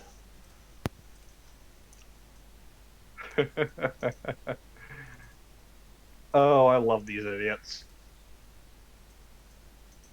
So basically, Jockey has befriended the magical girl at this point, and unfortunately, Drush takes issue with this because she is the only one fit to truly know Jahy, clearly, and she will not tolerate any disrespect to her presence. It's just fickle things like friendship. Just the instant rivalry these two form is hilarious. And Jackie just trying and failing to defuse the situation is also really funny. But we also get introduced to the Demon Lord earlier on, which is also really interesting because the Demon Lord is more or less almost completely nonverbal. Like she barely talks at all, and she is mostly interested in sleeping and eating, and that is it. To the point where you're like, where it's easy to suspect like she probably wasn't really in charge of the demon realm. That was probably just Jahy running things in her stead because the demon lord does not really seem to be a particularly active individual. Yeah. In running anything. Very much the gremlin who only eats and sleeps. She just happens to have an immense amount of power to go with it. Yeah.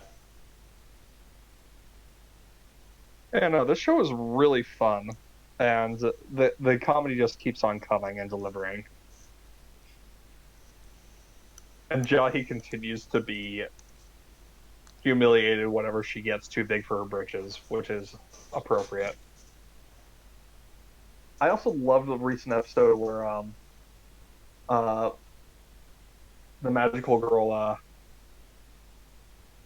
her name Jingu, that was it. She starts working at Jahy's workplace, and she is unfortunately extremely misfortunate, as has been said before. So she's also very clumsy, and that does not work well with working in a restaurant. Unfortunately, I can imagine. Crack. Oops. Crack. oops, crack, oops, like that. Splash, oops, sorry, sir. I don't actually think she spills drinks on anybody, but she does break several dishes. Hey, I was thinking of soup rather than drinks. Fair. Yeah, no, having the supporting cast kind of become more involved in the main plot and also interact with each other more is really fun. Yeah. And it's really neat seeing their different dynamics with each other and Jahy. Mm-hmm. And we are nearing the end of this season. I think there's only like 4 episodes left total for the show. 3 or 4 left. Let me Cool. double check. Because yeah, 4 left. Because this is a 20 episode show. Yeah. So it will be interesting to see where it ends up. But yeah, no, this is a fun time. Definitely would recommend it. It's a very good, very fun gag series. Mm-hmm. Moving on then to Komi-san can't communicate. Let's get the elephant out of the room. Or discuss the elephant in the room. Yamai is the worst. Yamai is actively awful. Yamai sucks, but damn, her voice actress is so good. No, I will give her that. Yeah. Like, the voice actress does a tremendous job. I tried not to listen to it. I tried to I skipped parts of that episode to just get past the worst of it. Her voice actress really sells the character. It's just that the character she's selling is awful. Yeah. Yeah. There is some gags in that episode that I love, though. Like how it just starts with Tadano giving his introduction, and then boom, it goes to black. I mean, my favorite one is that was funny. After Tadano and Komi have left, and Yamai is just like inconsolable on the floor. Najimi is just there, just like, what do I do? That's so good. They left me here. Also, the 24 countdown is also just wonderful. Yeah. I do love Najimi and them continuing to be an absolute gremlin. Yeah. Yes. And I also love the introduction for Kami's mom. She's so funny. I mean, it's great. It is interesting to note that they are changing the order of some segments. That's fine. That figures. And I think it was the Visit to Komi's house segment where they... they have sort of shortened some of the segments, if I recall correctly. Like, for example, for the Visit to Komi's house segment, Najimi just going on and on and on was a lot longer in the manga. So that really did feel more abrupt when they finally said, "Oh, hey, Komi, can we come to your house?" Like right in the middle of a story.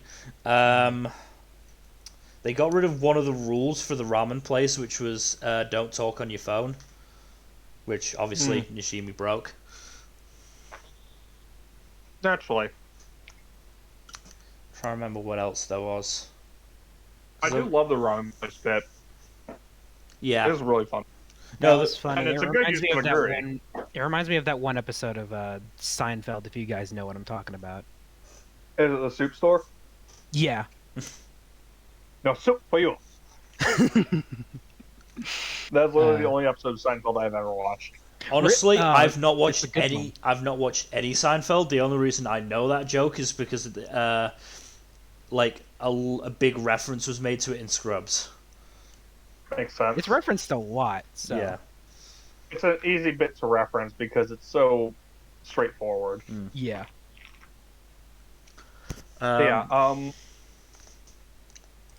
What was it? Oh yeah, I also love the introduction for Naka.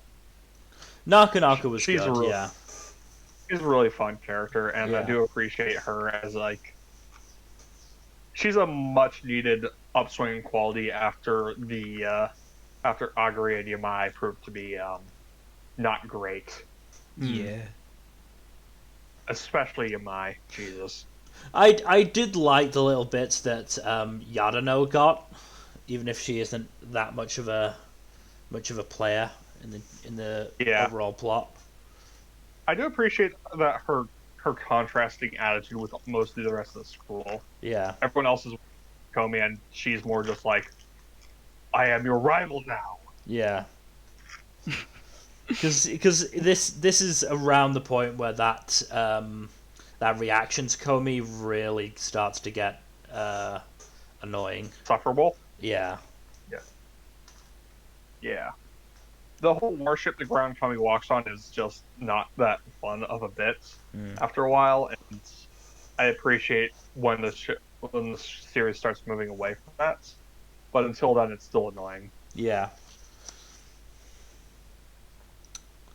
I loved the library segment.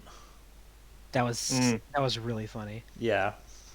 I also liked the gag with the test results, which wasn't as clear in the anime just because it didn't translate the names, but the fact that Tadano literally got the average score for every single exam. Right, that was funny. Yeah. He's just ridiculously average in every sense. Yeah. Meanwhile, apparently Najimi is very good at science.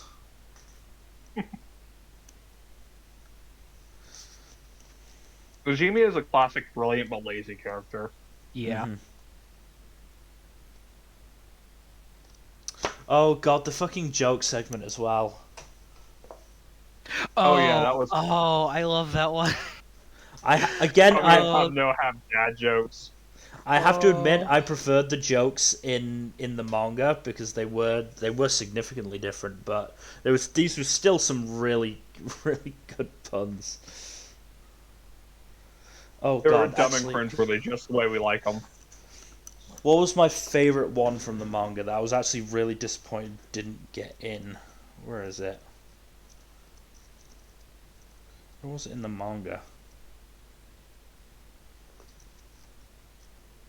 Yeah, that's right. They did the in the manga, visiting Komi's house came before Yamai. Oh. Wow.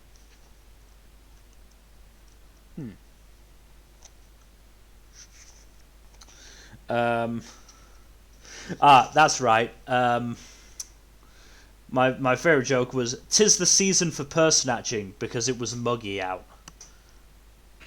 Oh my god.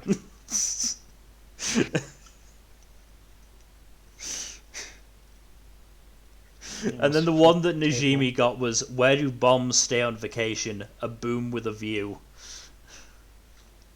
Wow. Oh god. It's funny because it's not funny. Yeah. Yeah. Yeah. I also like the shopping segment. That was fun even with Yamai there. Yeah. Yeah, partially because she wasn't anywhere close to the main focus. Mm-hmm.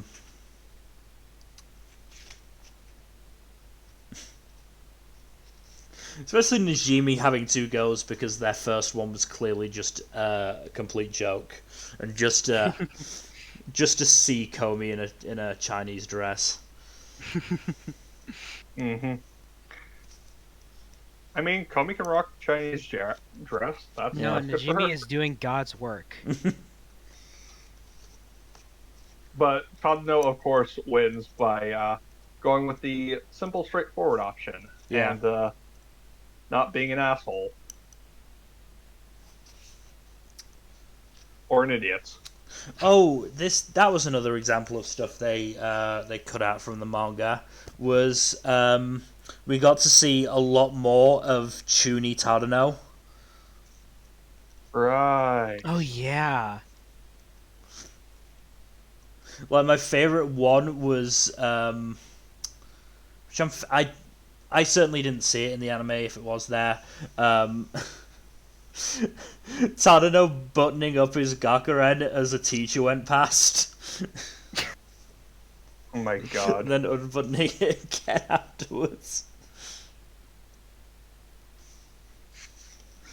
Poor Tadano. Oh no, has it rough. It's not easy being the class president. Mm-hmm.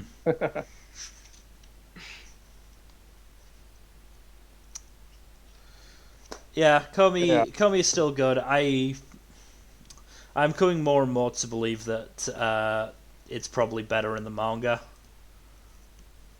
I mean, the animation is really good consistently across the The board. comedic timing is just incredibly good. Yeah. It is. It just feels like with it cutting some stuff out and the fact that the subtitles don't always get, or there aren't always subtitles for on-screen text, which does. Yeah, that's mostly a Netflix thing, though. To be fair. Yeah. I mean, if I could get an official adaptation that did that. I mean, I can. It's in the manga. They do a very good job of translating all the on-screen or on-page text. Yeah, it's completely fair to roast Netflix for continuing failing at translating everything properly, even though they have a fucking 2-week head start, as opposed to One simulcasting step forward, like most other 2 places. steps back. At least they're trying. They just need to try harder. I wouldn't go Hashtag 2 steps back. I'd say it's only half a step back. It's still definitely an improvement on before, but yeah. Yeah. I mean, fairness, in series with on-screen text, even when they, released it all at once, did they translate everything? Yeah, I'm pretty sure. Fair enough. I think Komi is just a weird case where there's a lot more of it than most. I mean, series. yes, there definitely is. Like, you straight up just as if it's a manga panel sometimes. Yeah. Mm-hmm. I feel like they're probably also maybe missing a step by not having Komi's voice actress read out what she writes. Yeah, that would have been good. Unfortunately, was not meant to be. Yeah. Yeah, it's weird that they didn't do that. I wish they did. I mean, that's how they did it with Senryu Girl. Senryu Girl. Senryu Girl, yeah. Yeah, and it was better for it. But it is what it is. It's still a good adaptation. Just, Netflix failing just a little bit, and then, I mean, Netflix, if you were going to cut anything out, couldn't you have cut the Yamai stuff? Unfortunately, Yamai is a significant character for a good chunk of the manga. I know. I wish it wasn't so, but it is. I mean, I don't blame anyone who would or has dropped it because of Yamai, because it really is just so off-putting. She is kind of the black spot on the series. And she doesn't even face any repercussions. She literally kidnaps Tadano. Yeah, and threatens to murder him, which, spoilers, is a crime. not in anime world. Yeah. Yeah, I guess. Yeah, Also, that's another thing they changed. In the anime, it was sharpened chopsticks. In the manga, it was just a knife. I'm not 100% sure why they decided to change it. Not allowed to have knives. Anyway, moving on to Lupin III Part 6. I think the two-parter and today's episode were a lot better than the previous sets. Certainly the previous two references. Or referential episodes. I have not today's episode, but the two-parter was really good. Today's episode was really, really good. I really enjoyed it. Oh yeah, today's episode went back to Holmes, right? Yes. And back to the main story. That's good.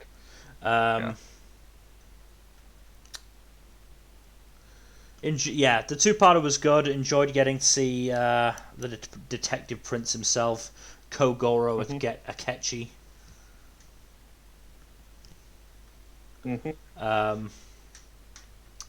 as well as all of our favourite Lupin III characters, not Zenigata, not Jigen, and not Fujiko. Oh. I can't remember what their names were in that virtual universe, but because the only ones who were actually like the proper versions of themselves were Goemon and Lupin. Yep.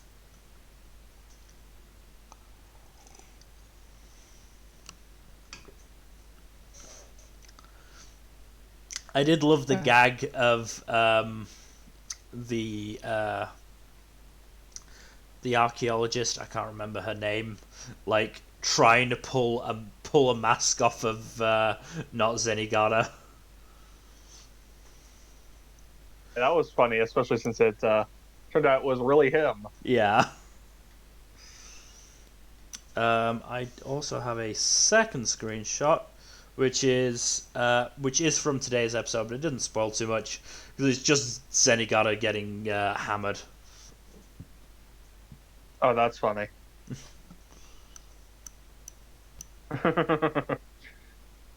You gotta love people getting super wasted.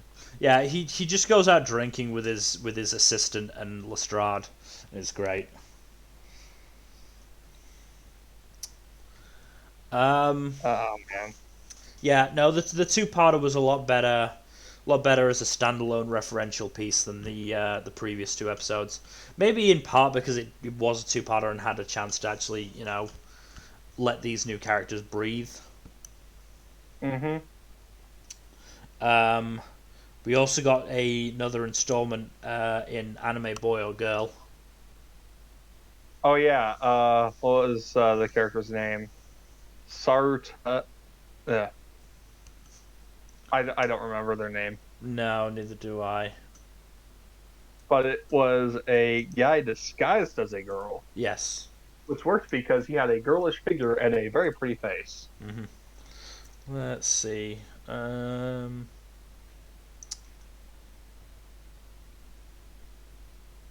is it?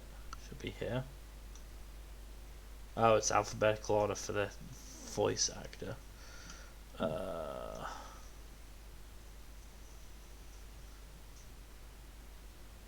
Come on, it's got to be here somewhere.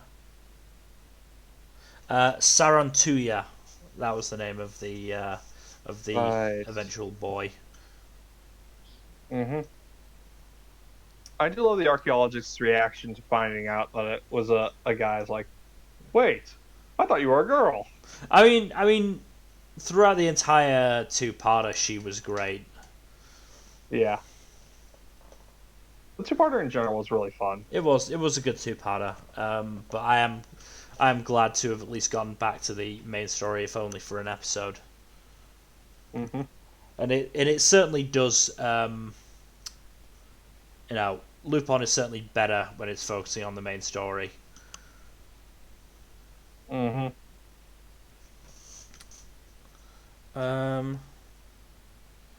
Otherwise, that's about all I've got for Lupin, without discussing today's episode, which was a doozy.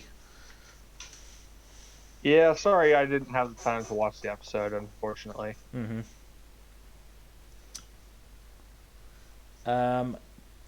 Then moving on to Mieruko-chan. Oh boy. These past few episodes have been really game-changing. And the screenshot does nothing to indicate that. Hmm. Yeah, I don't know if I'm... Oh, no, I did mention in the last stream how the third girl joined the cast. But having her tag along on an adventure with Miko and Hana was really fun. Yeah. And seeing them all have different reactions to the situation was also really interesting. Because unlike Miko, Julia can only see some ghosts up to a certain level, she can't see like the absolute monstrosities that Miko can at times, which creates dissonance for sure. There's also just Miko unwittingly seems to make some sort of deal with a shrine deity, and it winds up brutally killing a couple of really powerful ghosts, which freaks the fuck out of Miko. Yeah.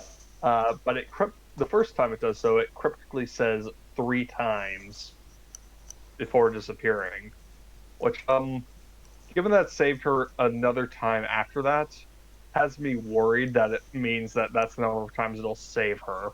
Oh dear. From situations. Yeah. Which is concerning, because she can get in some really weird situations. Yeah. Really dire situations, rather.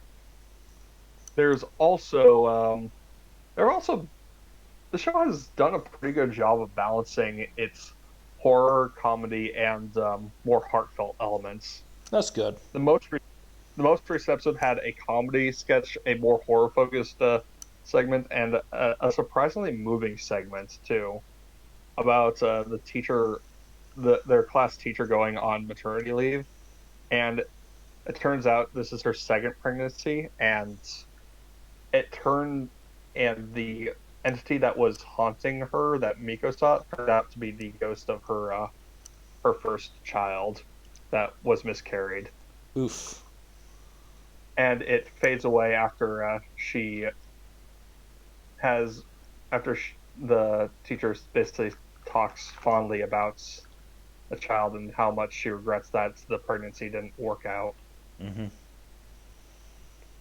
Which is surprisingly heartfelt and moving, and I really appreciate that the show can do that kind of thing. Yeah. The segment before that, though, was horrifying, because it basically had a very disturbing axe ghost that was going down a train line of passengers and chopping into them with a ghost axe, and Miko was very uncertain as to whether or not the axe would actually harm her, but she couldn't move from the train, from her seat, because she didn't know if it would alert the ghost to her reacting to it. So she winds up actually just sitting there and letting the ghost axe her in the face. It does nothing, but like, she is scared shitless. Yeah. And she winds up having to change her pants afterwards, because she understandably soiled herself. Oh dear. That. I mean, wouldn't you in that situation? I mean, I don't know. It's rare for one to be in a situation where they're sat on a train and a ghost of an axe-wielding maniac comes along. Fair enough. Still, it was very, very tense and worked for build up. So I'd say the show is working really well to balance the 3 main elements that give it appeal. Yeah.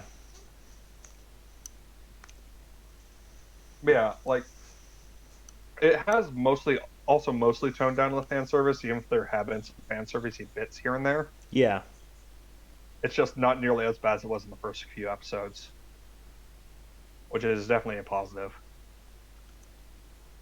Overall, I'm enjoying the show, and I am very curious to see where the last few episodes take it. Okay. Moving on to Mushoku Tensei, Jobless Reincarnation. Roxy episode. Roxy episode. Roxy episode. Roxy episode. It was really I love good. Roxy. Roxy's great. Roxy's great. Yeah, aside from that, so Rudy gets a little bit of this comeuppance for his previous actions from the first season. Oh yeah. As you're referring to the meeting with his little sister, right? Yes. Yeah, that was funny as hell. Like, yeah, she found out that her brother's a pervert. Oh, interesting. And she has absolutely zero positive opinion of him as a result. Yes, very much deserved. It is hilarious seeing him realize this. Yeah. Just like, well, this has been me and the Keister.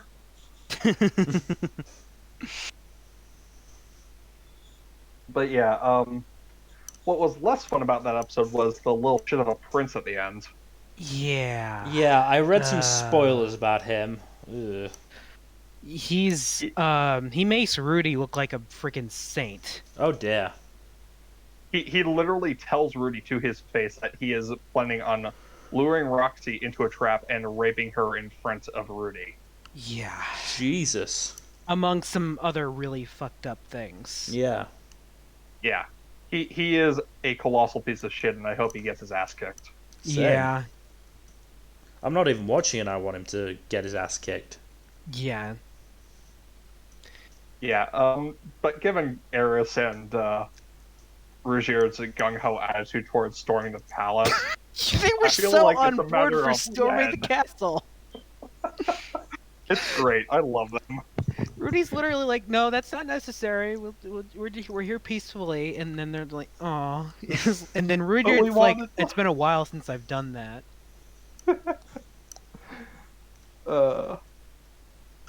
Yeah, their dynamic is great. I really like them bouncing off each other like that. I love Dead Ends as a group. They're wonderful. They Rudy's just have a little really sister is wonderful too. She is great. I love the little mini maid. Yeah. And the Roxy episode was also great because she finally faces her past just a little bit. Yeah, seeing that she's basically fantasy disabled is really interesting.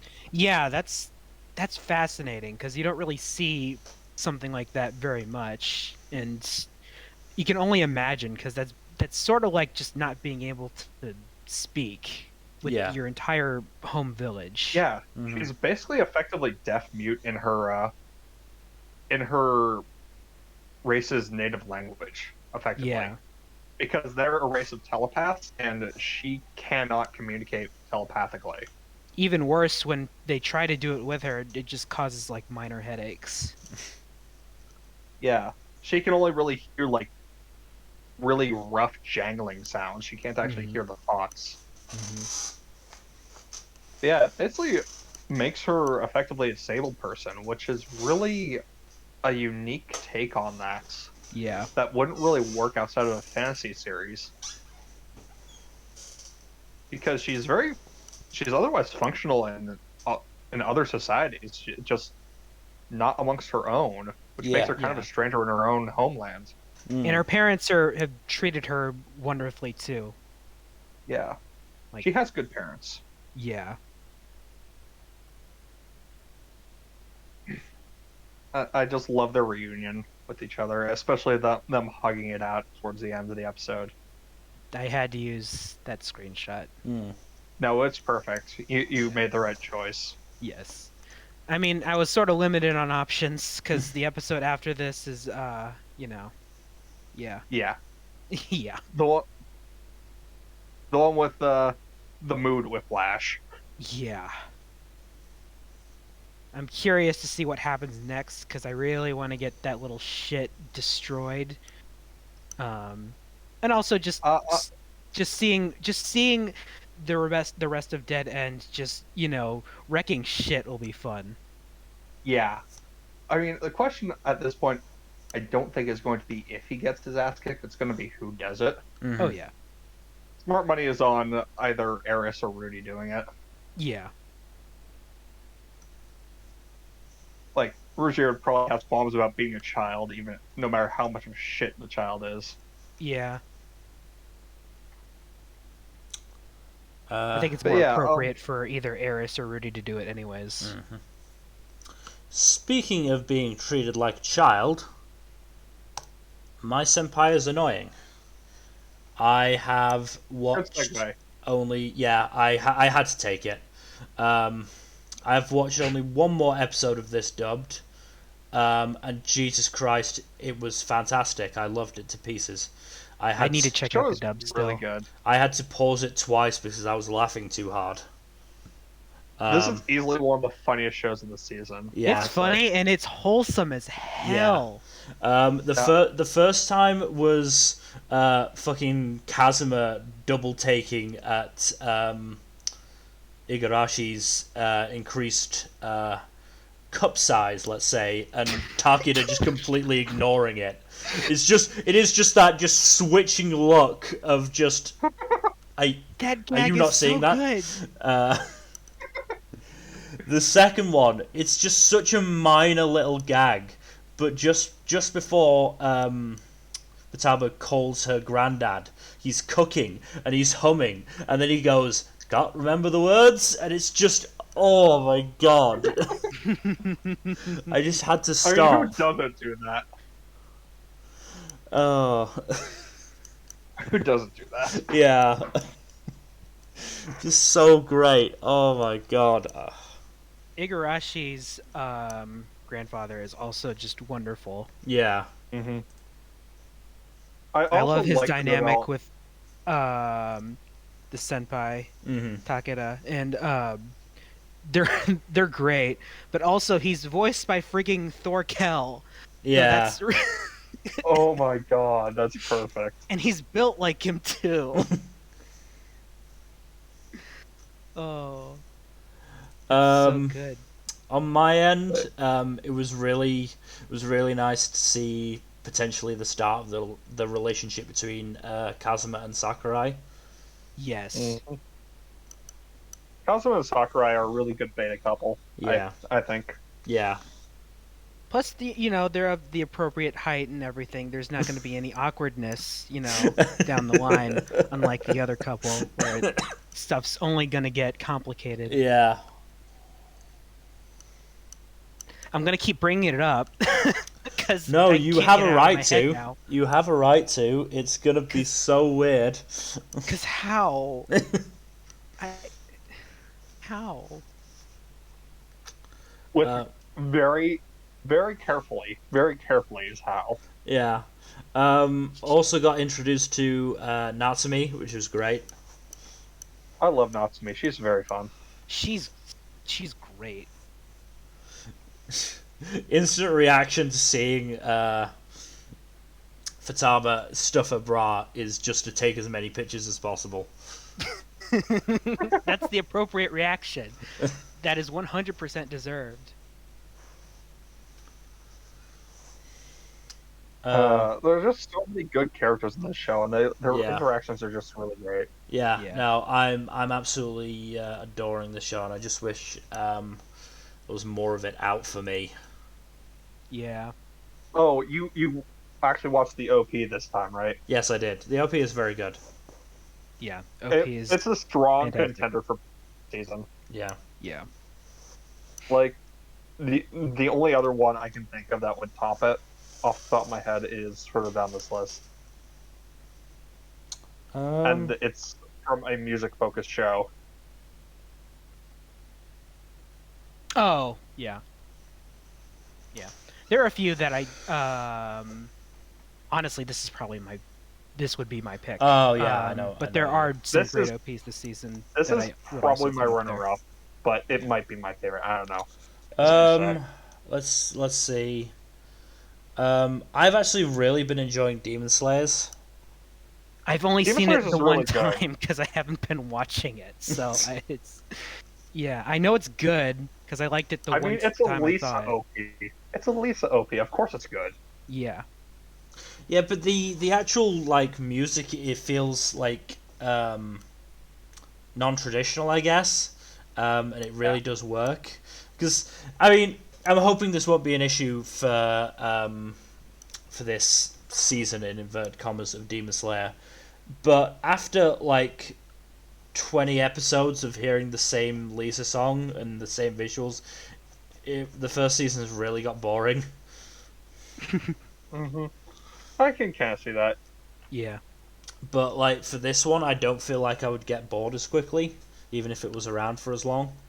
Yeah. It's also a more unique OP rather than the standard J-Rock chord progression, I guess. Yeah. Um, I'm glad Lisa is doing all of the OPs for a show that isn't Sword Art Online. Yes. A significantly better show. Yeah, I think beyond that, my favorite OPs are further on. Yeah. We can talk about OPs as we get to them, but this one is one of the best. In terms of character animation, it is incredible. Definitely. This is the best animated one. Yeah. Best animated. And I love the way it's put together, because it's like they're putting together like a presentation, and you get the shots with the phone. Yeah. It's so good. Mm-hmm. Like, I will also say that Komi and Irina have good OPs as well. Oh yeah, I really like both of those. Mm-hmm. But Senpai is Annoying just has one of the best this season, easily. Yeah. But yeah, are you ready to move on then, Mill? Yes. So moving on from one of the best shows of the season to probably one of the worst, Platinum End. I think it deserves better than that. I've seen some shit this season. One of the worst that one of us is still watching. Yeah, probably, yeah. Because shows moved forward a bit. I'll be honest. So there is that, of course, that one character that we all know is there. You know, the lesbian serial killer rapist. Yeah. Luckily, she's only around for one episode, and I can't take anything in this show seriously. So there is that. So it doesn't really bother me that much. Yeah. And she's dealt with very quickly. Mm-hmm. Aside from that, we actually got a pretty nice little fight scene between our main guy, who decides to actually fight, and our antagonist, Metropoliman, who he keeps going by, who is pretty much just our sort of like Light Yagami, but as the antagonist this time. Yeah. Yeah. And it's pretty fun. It was a pretty fun little fight because their primary weapons are basically arrows, but they're using them as actual swords. So seeing them fly around and stuff and clashing like that is just entertaining. With actually decent CG too. Yeah. But it's pretty fun, or at least that part of it was. As a whole, though, like I said, I can't take much in this show seriously, because it's so edgy and kind of trash. But there is some nice stuff, because we did get basically a whole episode dedicated to our female protagonist, who up to this point has the personality of an acorn.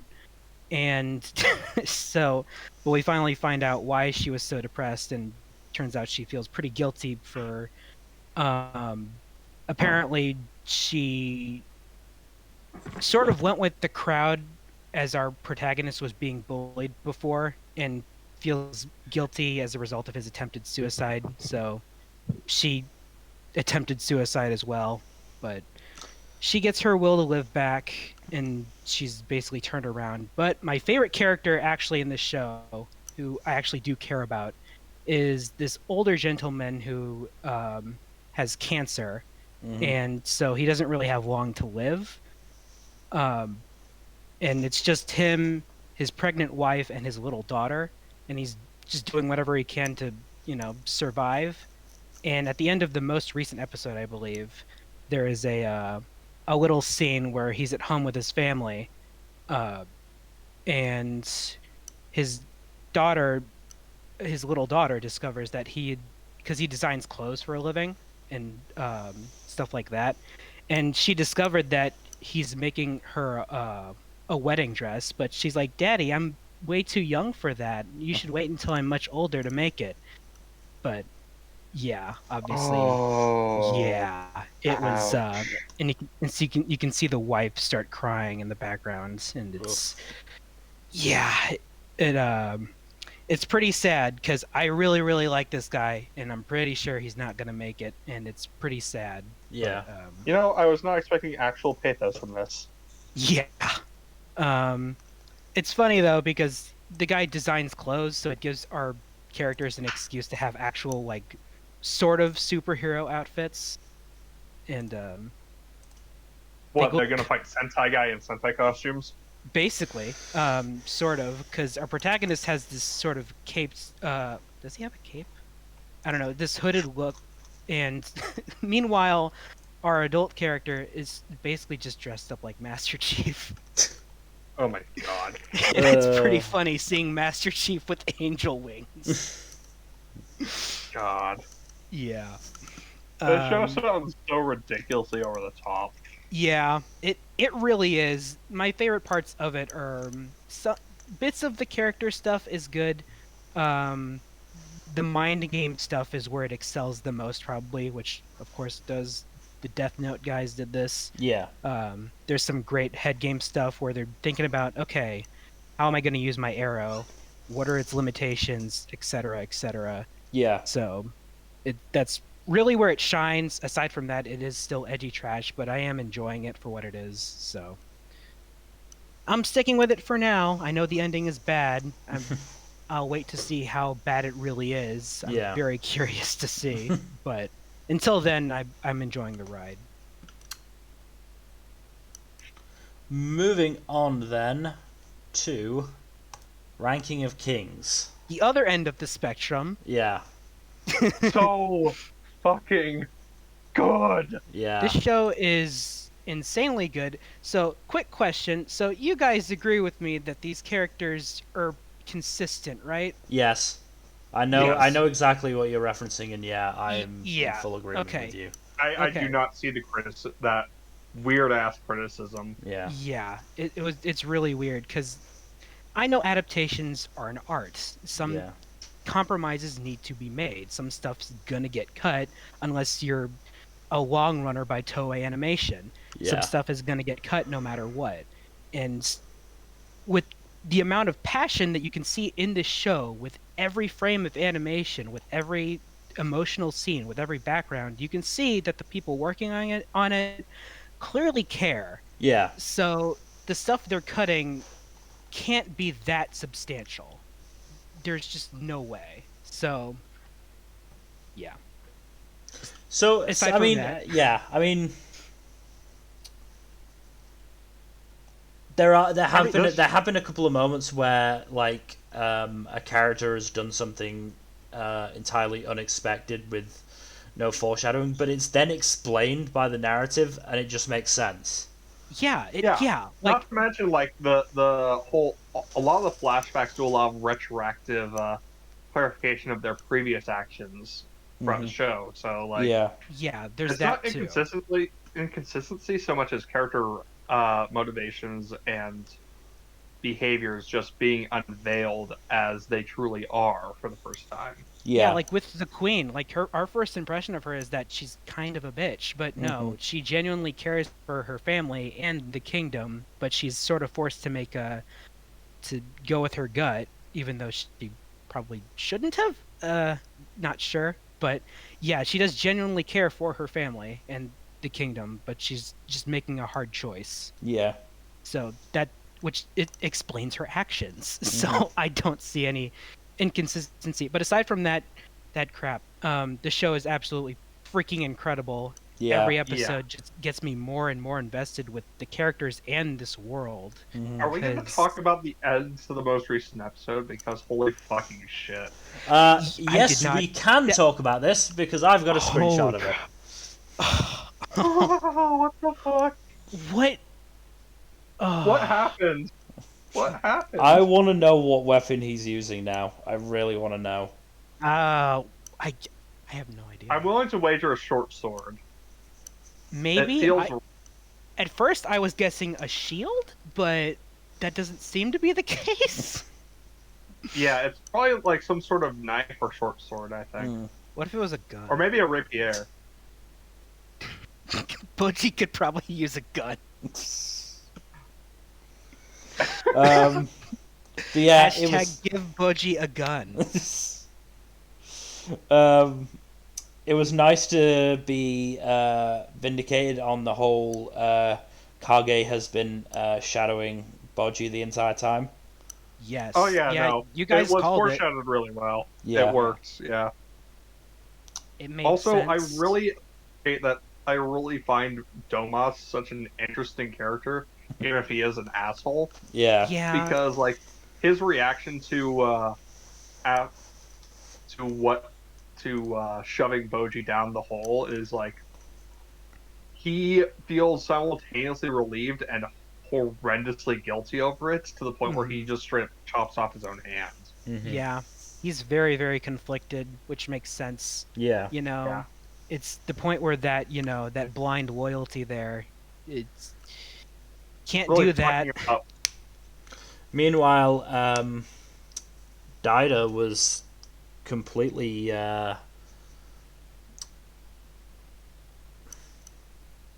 I'm very tired. My Fuck brain has just gone blank. No, it's okay. happened with Dida That feels is appropriate. What's happening Yeah, with Dida Dida is just very interesting. Yeah, it's interesting Dida, and also like what the fuck. Yeah. Dida has some interesting layers to him that I didn't really expect. Because, of course, he's done a lot of bad things, but you got to remember he's also been manipulated this Oh whole no, time. he's absolutely been manipulated and even partially groomed by this mirror. Yeah. That lady But- in the sketchy as fuck. Yeah. Yeah. I love the scene where he stands up and goes, "No, I'm not doing this." Yeah. Because that just adds so much to him. Yeah. Too bad Appius is a little bitch. Yeah. What is their plan? I There's Well- so do not much know. going on. They It is they very appear curious. to have pulled a Flemeth, and this is the latest in a certainly relatively long line of kings in that place who have basically been taken over by an OG ancestor. Yeah. Like, I don't imagine that the soul in Dida's body is actually Boss. I mean, it It's might have hard been to both. I mean, I think it was in Boss's body, but I don't think it's actually like Boss. I think there have been multiple generations of this happening. I don't I know. mean, It's hard to say. the line that he says could be interpreted in a couple different ways. Yeah. One is the way you're saying about. The other is that somehow Baji had something happened with. But part of the reason that Baji is so weak is because something Boss did to get so powerful. Yeah. Probably something to do with a demon that came out of him in episode 3, I think it was. Yeah. Yeah. But Boss did seem to genuinely care for his son and wanted the best for him, which is what throws me off. So. Going to be interesting to see how this all plays into it. Yeah. Everything plays out with this, because, like, I am very intrigued by where this is going. There's still so much we don't know, but it's satisfying to at least see Boji grow somehow. I don't know how he did that. I'm very curious to find out. Also, let's talk about his cooking for a second. Oh god, the cooking. It was a fun bit. The cooking bit was so hilarious. Just them going to Decima going to such great lengths to find out that Boji basically has an iron stomach and therefore should never be allowed to cook. Yeah. Yep. And also just their reaction to his cooking when Yeah. they ate it for the first time. Holy crap, that was so funny.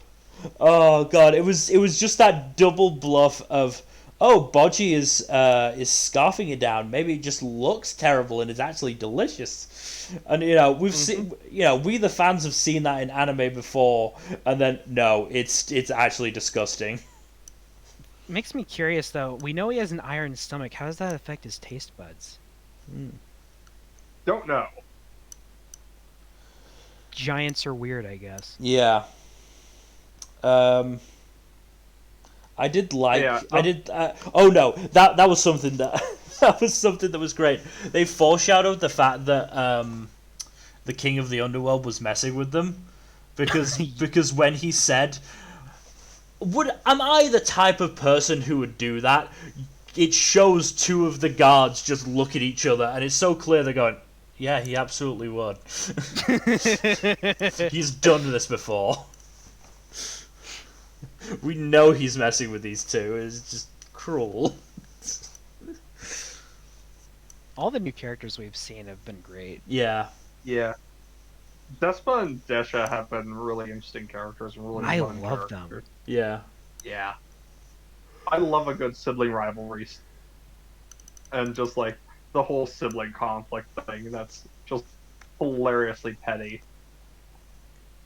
And I do know that Desha dislikes Despa for more than just his face. yeah.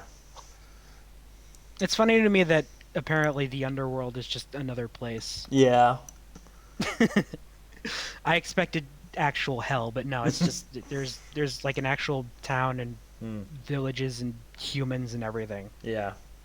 And it is nice to see that clearly Despa is not just, a bad gambler, and I assume fighter, considering the state of his face. That was another good gag.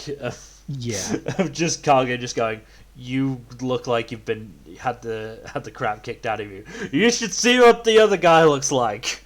You know what? Exactly. I want to believe that he kicked that other guy's ass.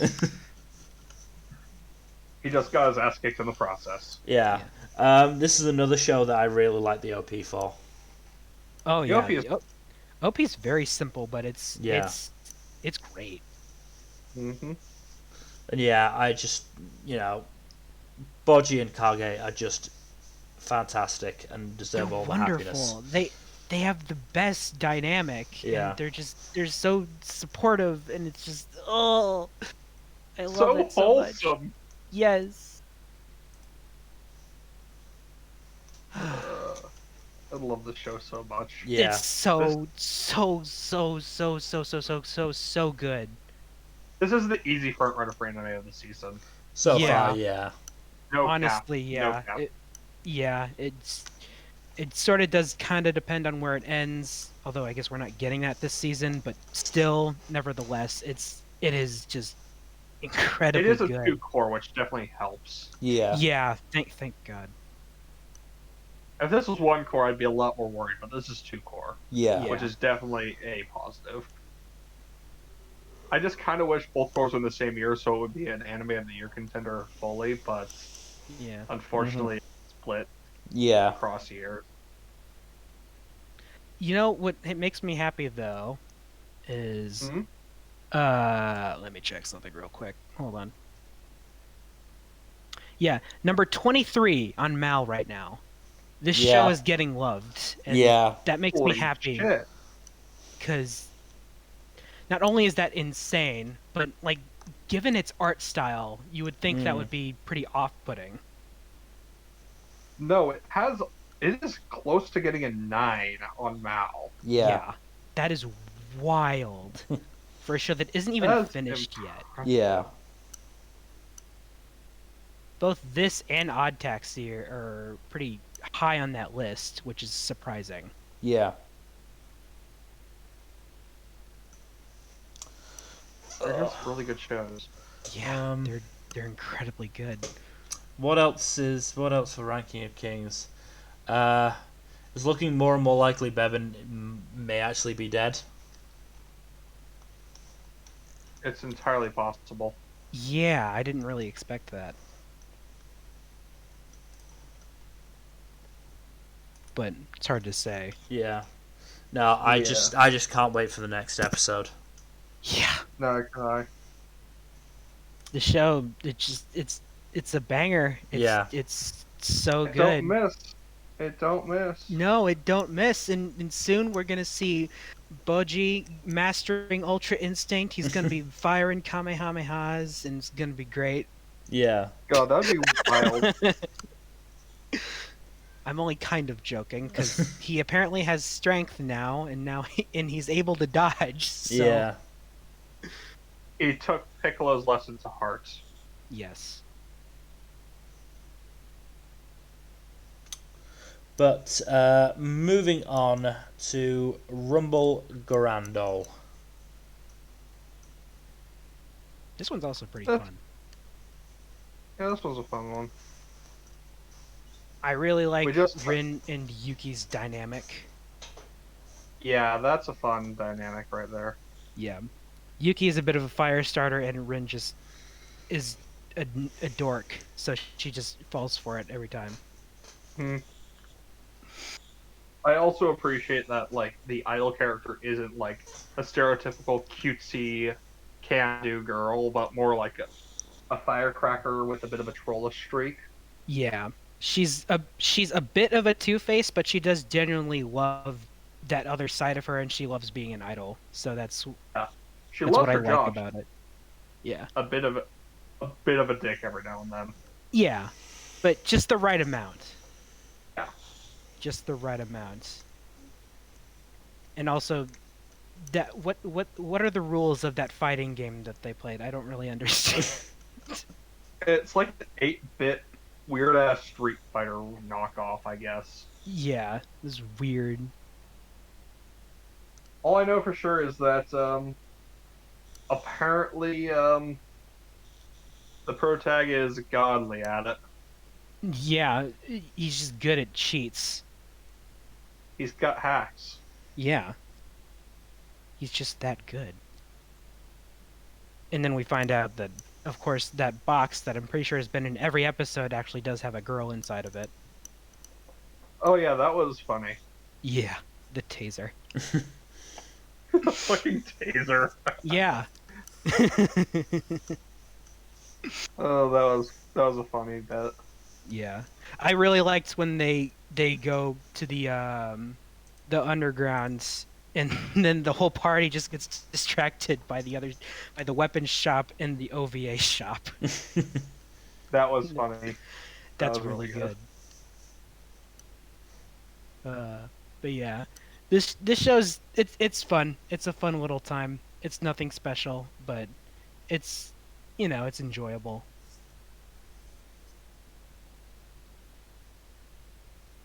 Curious to see what our protagonist's whole story is, because it seems like we're still only learning bits of him. Yeah. Yeah. It'll be interesting to see what his actual deal is. Yeah, because it seems like his father was a bit of a dick. In anime? No. Crazy, right? Anime has daddy issues in general. Moving on to daddy issues, the anime. Sakugan.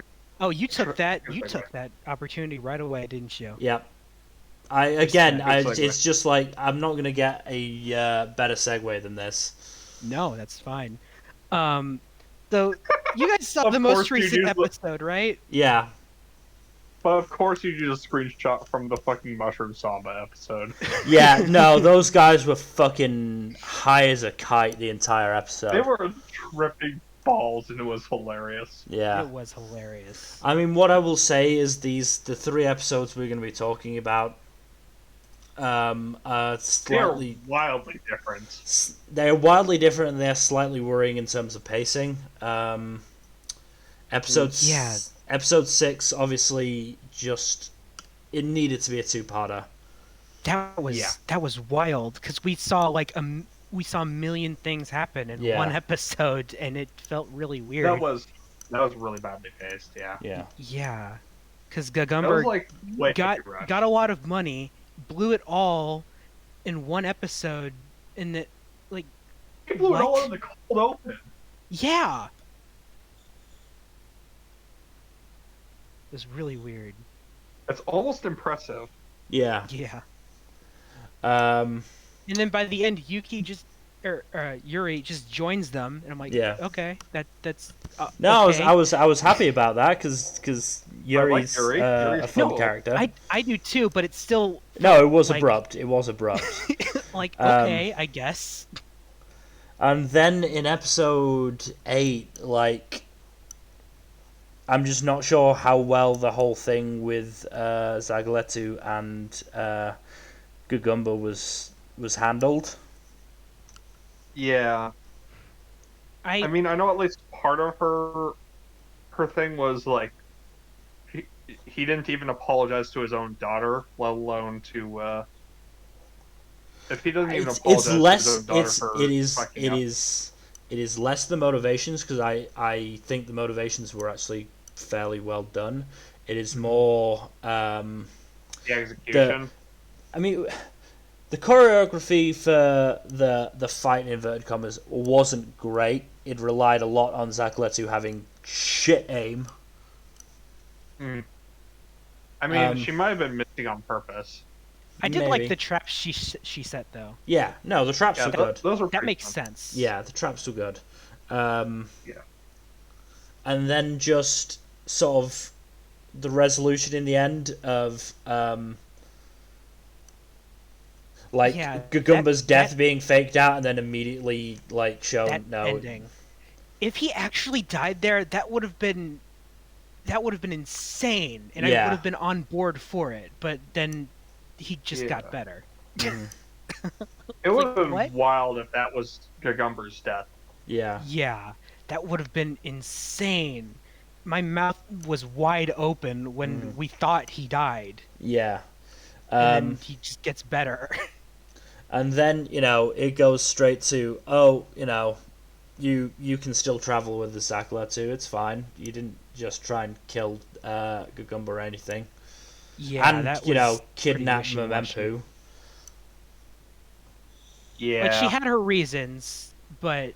And it's understandable that she's as upset as she is, but also, that's... Not really a good excuse, really. No. Especially when it's a situation like this. Yeah. No. Where Gagumba almost fucking died. Mm-hmm.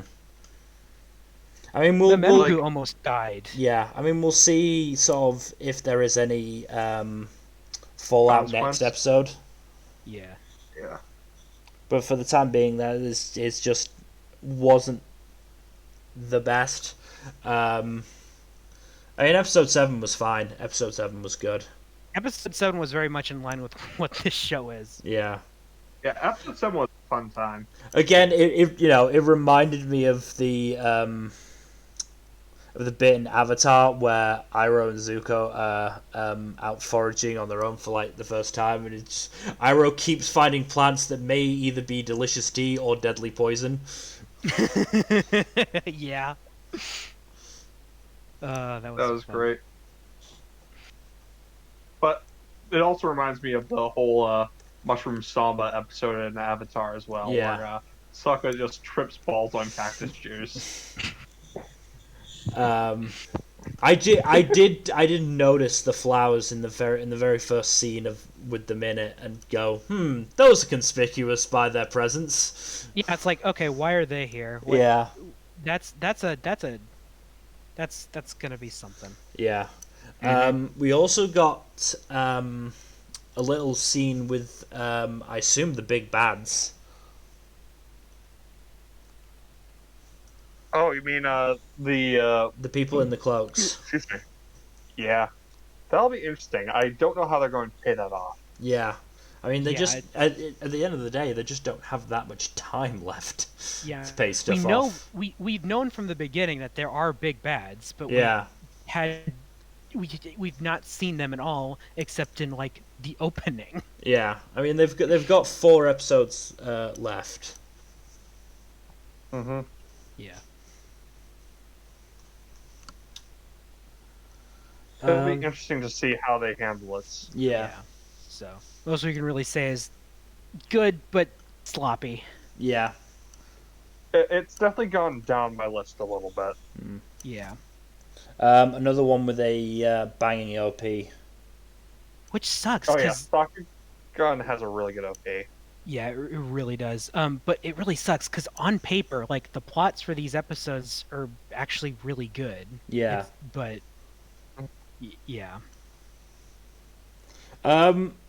So, I mean, obviously we haven't gotten confirmation for this, but my guess is Rufus was killed by a kaiju.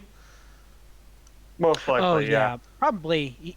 Like, we only see blood. I don't think we ever see an actual body, do we? No. Well, it's implied that the body is squished in the tent, I think. Oh, okay. There's way too splatter around for it to be anything other than like him being horribly either splattered or eviscerated. Yeah. Well, he's either definitely dead or he's one of the people under the hood. That'd be interesting, actually. Oh yeah. It definitely make Oh, it definitely makes Zach Lito's continued involvement a lot more interesting. Yeah. Yeah. I mean I mean, it's that already is, but it'll make it just add another layer of complexity to it. yeah. I mean, I have no real evidence. I just feel like that's something that could be done. No, that would make I sense. will It'd be laugh better if than you just are any correct. random dude. Yeah. Mhm. The other possibility is that one of the masked people is Memento's mom. Yeah, that's Yeah. also what I was thinking as a possible theory. Like the two strongest candidates I can think of are Memento's mom and or Urarop. Mm. Don't know if they're the same person or not, but if they Yeah. are, that makes sense. I didn't expect for Gagumber to have a partner that wasn't his wife. Yeah. That sort of Yeah, That's yeah, sort of crushed that theory. like I yeah. mean it makes sense, but like Yeah. huh. Also, I love the continued use of anime boy or girl, except it's from Gagumber's perspective, and he's Yeah. like, "Hey, Rufus, it's weird that you don't use pronouns to describe your younger brother. I don't have a younger brother. Oh, fuck." Oh. Yeah. Speaking conf- of conflicting siblings, Taisho Otome Fairy Tale. I mean, go ahead. Um, I'll try and keep awake. Wow, you really did not like Damn. this show. Not really. Damn. It was boring. But Damn. I've been struggling to stay awake for the last like hour and a half. So it's not just Taisho Tome's fault. Oof. Well, hang in, buddy. We're in the home stretch. I know. Yeah. Getting there soon. Yeah. I can just speed run this one if you want, because a lot actually happens in this one. Best in the last stretch of episodes. Basically, I mean, how to the put key this? question I'm gonna keep asking is, does Yuzuki have a proper character yet? Kind of ish. She does get more interactions with other characters, and they are more complex. This one girl steals. This one other girl steals both Tamahiko's wallet and a bookmark Yuzu made for his birthday, and the girl comes back and presents the bookmark as in the worst possible way, suggesting that he is Tamahiko is cheating on Yuzu with her, and Yuzu tears up the bookmark, which is like, okay, so she actually had an emotional reaction to that. Mm-hmm. Okay then, Yeah. but they eventually resolve the misunderstanding and forgive each other and all that. Yeah. But it's still nice to have a moment of her having like being sad and or angry at something Yeah. that she thinks he did. Yeah. I also do enjoy that she has a has differing dynamics with other characters, like her interactions with Tamahiko's sister were became really fun as they grew closer together, Yeah. whereas her interactions with the thief girl were a lot more tense, and she shows signs of jealousy, thinking that the girl will try to steal Tamahiko away from her. Yeah. But what's been most interesting is the most recent episode. I didn't pull a screenshot from it, but basically, Tamahiko goes back to school and he makes a friend, which is nice, Yeah. honestly. Yeah. He's a bit of a sad boy, so he needs some friends, you know? Friendship. Friendship is magic, after all. Yeah. I guess. I haven't actually watched that show. It's okay. I've seen a few episodes. Yeah. But yeah, no, this is, it's a pretty fun series. I will say there is a bit that is kind of so I think I no, not the most recent episode. The episode before that, I think, is the New Year celebration, and there is a bit where Tamahiko kisses Yuzu, and it's after she says she's had her birthday. I think she's either 14 or 15 at this point. But yeah, it leads 15, to I a think. lot of awkward. Yeah, she's 15, I think.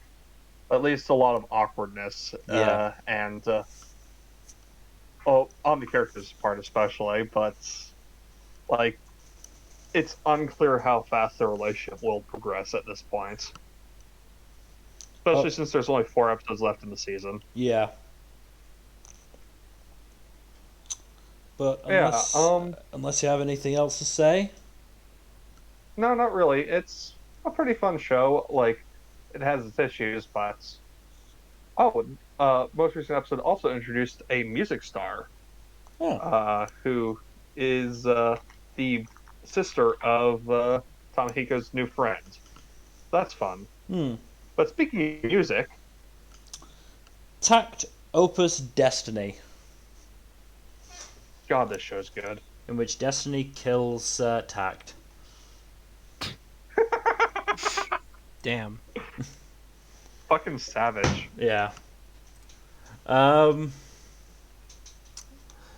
mean, did anyone else get Thanos vibes from what's his face? Schindler. Schindler, yeah. I mean, he feels a lot more like a more egotistical, less successful, less competent Thanos, I guess. I mean, yeah. Schindler is generic villain, I'll be honest, but you know, he's entertaining to get his ass kicked, so. But he's also clearly the most recent episode was great. Yeah. He's also clearly the gatekeeper for the rest of the villains. Yeah. Yeah. I did like the touch, unsubtle as it was, of Lenny pointing out the fact that Schindler wasn't dismissed due to his plans, but due to interfering with Takt when he wasn't supposed to be. Mm-hmm. Always nice to see them back as well. Also, but Hell is sticking around apparently. So that's yes. Hell is a fun character. Yeah, I do like her a lot. Also, I do like a good, very sexy lady. Also, the other one is named Heaven. Yeah. Of course she is. They are probably related somehow. Yeah. I liked the episode where they were in, I think, New Orleans. Yeah. Yeah. That was a good episode. That was great. I really liked that one. Maybe it says something about me that I wasn't sure if the old woman was just senile or was trying to like trick Anna and Destiny. No, she was a mixture of senility and trauma. Yeah. Yeah. I just wasn't sure. We've seen these things go wrong before. There. But no, like that. I think it was episode 6. Yeah, episode was a really 6. good. Yeah. And I think it's one of the stronger episodes of the show, despite having basically no action in it whatsoever. Yeah, the Takt stuff in that I really, really loved. Yeah, that was good. It was really good. I mean, I was all prepared for the I was all prepared for the black dude to like hate Takt because of something that his dad did. So it was nice to be surprised on that front. Mm-hmm. Yeah. I do appreciate the show also having several extras who are people of color. Yeah. Mm-hmm. This is America, after all. Yeah, and America is a lot more diverse than Japan. And now Takt wants to write his own song. Yep. Though he is struggling. Not in the least because his only instrument is a... I'm not sure what it's actually called. I don't know either. but I forget. It's a piano with a tube to blow in to make noise. I don't remember what that one's called. It's a really common instrument. Yeah. I do think it's sweet though that Destiny got borrowed it for him. Yeah. No, I mean the relationship between between Destiny and Anna and Takt really got a lot of attention these past couple of episodes, and she's not being dead named anymore. Yeah. Yeah. Quite she's literally dead named. She's her own person at this point. Yeah. Yeah. It's pretty interesting seeing her grow like that. I'm a fan. Mm-hmm. As am I. So yeah, I mean it is good. I mean it's not the most, complex or deep of shows. I mean Schindler really was just, the most typical of villains. Freaking Schindler. Yeah. I mean, him getting fucked over was great though. Yeah. Yeah. I must mention that the OP for this one is one of my favorites this season. OP is it's good very as well. good. Yeah. I mean, just the music in general in the show is good. Yeah, I love the remixes to classic songs that they play in this. Yeah. Mm-hmm. Really fun. Mm-hmm.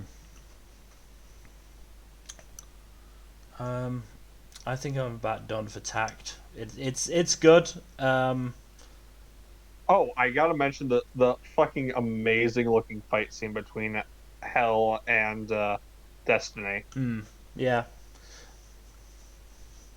No, when it's neat, when it's got actions put on, the visuals have been spectacular. Mm-hmm. But unless there are any closing words for Takt, we can. Not much. Nope, I got good stuff. Mm-hmm. Then we can move on to Tesla Note. Yeah, you need to explain yourself here. I don't know. Look, I honestly only watched the requisite 3 episodes today. I went into episode 1 thinking I would drop it. During episode 6, I was thinking I would drop it. Throughout episode 6, I was thinking I would drop it. Got to the end of episode 6, thought, give it, one last chance. If this episode really doesn't bring me in, it's I'll drop it. End of the episode, it did just enough, so I thought, fuck it, I'll give it episode 8, and then episode 8 nearly made me cry. Why? Oh wow.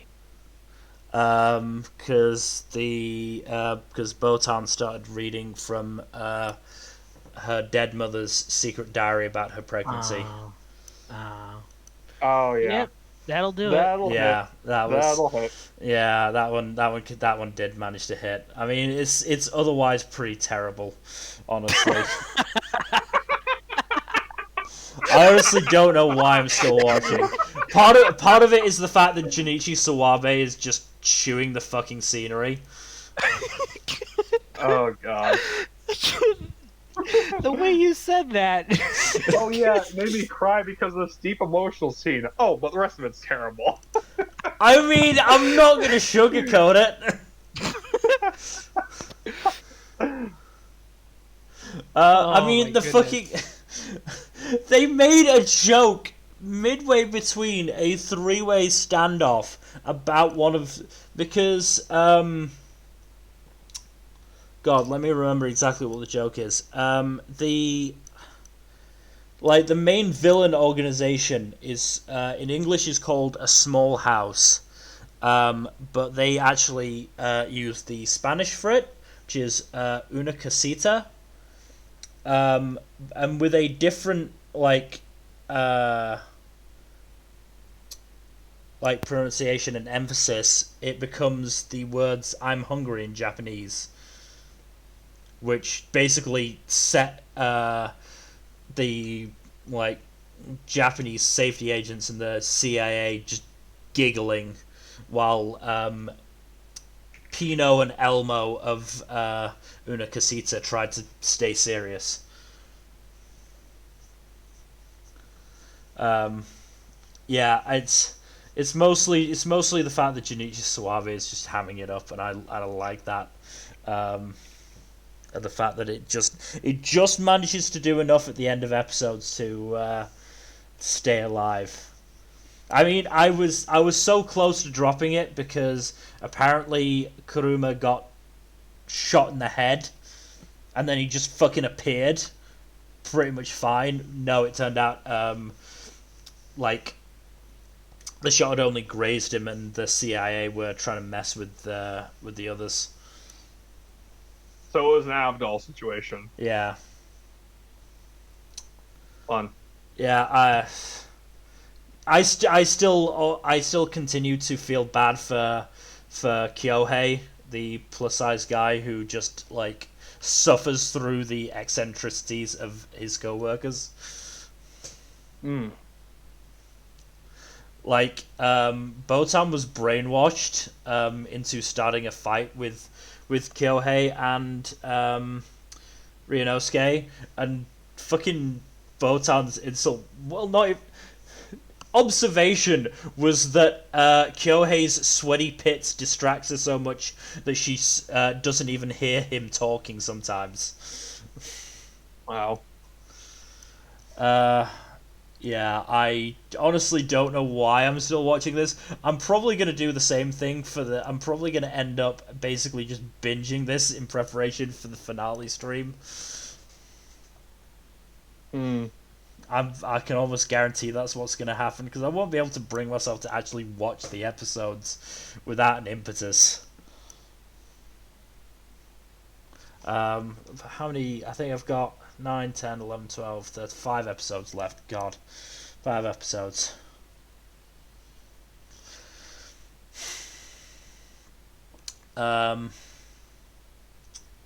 Yeah. Elmo still lives. Pino died in a weirdly... Oh, God. There was a scene that reminded me of King's Game in a... I'm not sure way. Because Pino's lifeboat crashed and then exploded into flames, because of course it did. I'm fairly sure there was an outboard motor, so it does make some sense. It does make a semblance of sense why it would explode, but still. And then Pino is just sort of engulfed in flames for like 10 seconds while he just talks normally, and then the fire just explodes again and we don't hear from him again. Like, he just doesn't react to being on fire. Yeah, this is easily the worst show I'm still watching. Easily the worst show. Wow. Moving on, though, to The Vampire Dies in No Time. The most recent episode was centered on Best Boy John, and I loved it. John the Armadillo?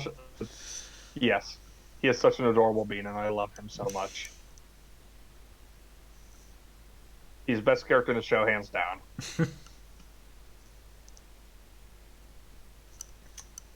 But yeah, this show has had a lot of funny gags on the past few episodes. Some of them not as funny, but has it been managing to stay away from the problematic jokes? Yeah, for the most part, it hasn't really involved any problematic jokes, but there have been a few that haven't been nearly as funny. Like there was one bit in episode 7 that was one vampire had basically a special power to make everyone speak in only Freudian slips. Oh no! Basically, and one character was so naive and so unused to dirty talk that all she could say was just basically just childish dick jokes. Yeah. Which is kind of funny as a concept. Mm-hmm. And some characters' unusual fetishes also got outed because of it, which is kind of funny, but at the same time kind of invasive. Yeah. But yeah, that segment was mostly unfunny. But the rest of the show has been pretty funny so far. I did really enjoy the the whole bit where the episode that focused on Draluk's family. That was a fun one. Yeah. Because basically the Draluk's grandfather, the head of the family, um, forced everyone to play this really demented live human board game where most of the spaces were horrifying traps. And even the spaces that weren't horrifying traps were just often humiliating. Like, if you land on a certain space, you get caught in a massive Venus flytrap. If you land in another space, you are forced to wear a bunny girl outfit, regardless of your gender. Do you like a good gender-neutral bunny outfit? Yep. Yeah, the first victim of that was a Ronaldo.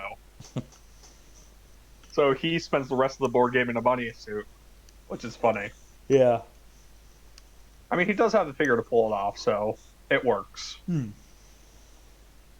But yeah, a lot of the gags in this show have been really fun, but the focus of episode 8 is John.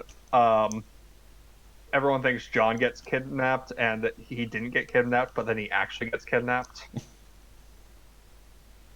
And everyone's scrambling to find him. And it gets surprisingly serious at times, but it also is just really funny and sweet. Yeah. Because, again, John is best boy. Mm-hmm. But yeah, any... Overall... I mean, go ahead. Overall, fairly funny show. Yeah. Not anywhere near my top 10, though, just because there's a lot of good shows this season. Yeah. We're spoiled this season. We're spoiled this year, honestly. Moving on to what I think is one of the good shows, Visual Prison. Show's so God, good. I need to catch up on this one. This show is so fucking dumb, and I love it. I love it. I am 2 episodes behind, but feel free to spoil and everything. Yeah, I don't mind spoilers either. Yeah. Okay. This show is just yeah. Episode 6 was the first performance by Oz, which was they were basically just doing the OP, which was good. I actually really like the OP. The OP is very good. Though honestly, I would say it's probably one of my least favorite songs out of all of them in the show. But I think that's more because of all the other songs are really good. Mm-hmm. Unfortunately, because Saga is a jealous bitch, he crashes. Well, first Hyde and Dimitri of Eclipse are just hanging around everywhere. Just as basically just acting as a peanut gallery at this point. Yeah, they're kind of funny. Oh no, they're great. I love them just being there. Like, just there, sat up in a balcony with a fucking mimosa, getting ready to watch this concert. The Lost Eden arrive and again it goes full Symphogear and they start fighting and it's so much better animated than it should be.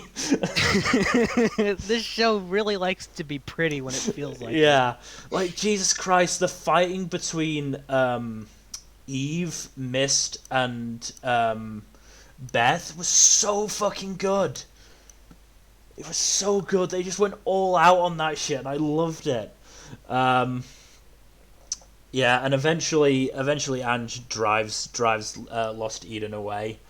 What was Episode 7? Episode 7 starts hilariously because Lost Eden are clearly having like some sort of in-band meeting about their financial situation, and as it turns out, Robin is just hanging out with his brother and just interrupts the call and ends up hanging up for him.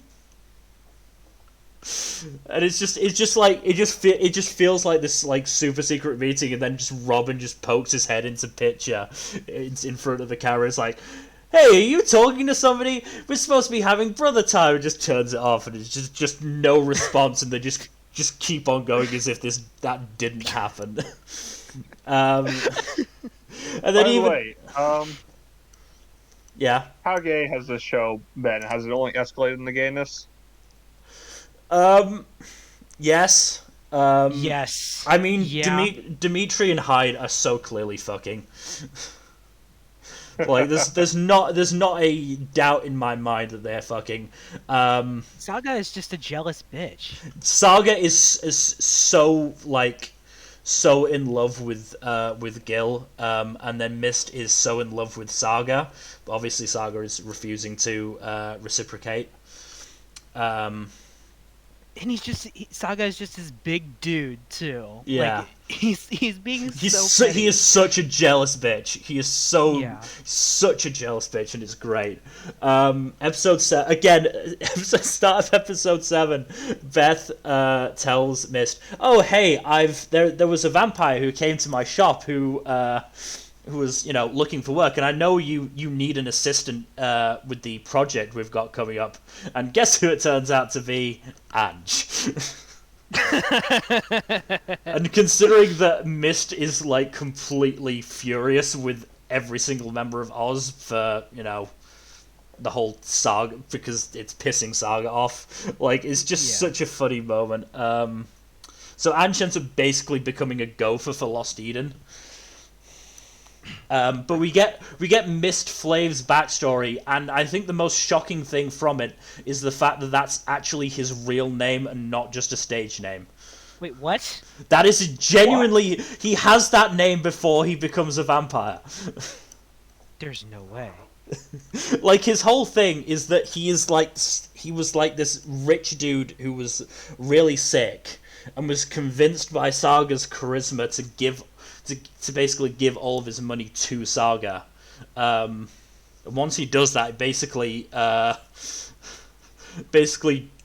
tries to commit suicide because he doesn't think there's much left to live for. Then Saga saves him and turns him into a vampire. But yeah, no, they actually say that like Saga calls him Mist. I'm still not over this you posted. Okay, so that's episode. What is the story behind this? This is what? There's so much going on here. So basically, it's a bit of a breather episode. No, it doesn't make any more sense of context. JoJo moment. So basically, it's a bit of a breather episode. Oz have gone to a vampire-only resort to record a song, so that they can stream it worldwide and get more of an audience. As it turns out, Eclipse and Lost Eden are at the resort at the same time. Of course they are. Yeah, because of course they are. Results in, again, hilarious moments of just Robin just chasing Jack around. trying to do brother stuff. It's great. Yeah, brother stuff. Yeah, that's what we'll call it. I am not saying they are doing anything like that. It is a possibility, but I'm not saying they are. Look, I'm not caught up, but I saw their introductory episode. Yeah. Yeah. I'm just saying. And then midway through them, Saga being a jealous bitch, obviously.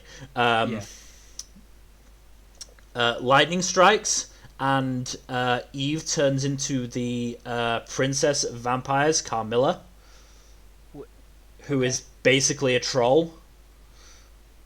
And she basically turns all of them into these like animal hybrid forms. Furries.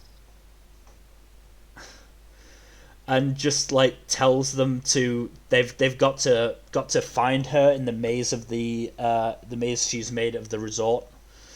And frankly, most of them just do fuck all. Ange is the only one who actually succeeds in looking. And as it turns out, first of all, the reason why Carmilla is Eve is because, Eve, as a human, Eve hunted Carmilla and like mortally wounded her, and then realized that hey, she wasn't actually that bad because she was like acting as a nun looking after a bunch of kids. So that's the nun. Okay. Yeah, and that's actually how Eve became a vampire, by taking in Carmilla's, because Carmilla is apparently, she's like over 1,000 years old and is like doesn't actually have a proper form, I think. Mm-hmm. So it's more of a sort of subconscious hopping. So she jumped into Eve's body, and she comes out when Eve eats ketchup, and leaves again when she eats mayonnaise. Wait, huh? What? Because Carmilla apparently really likes ketchup, but really doesn't like mayonnaise. Wow. What? That's so wild.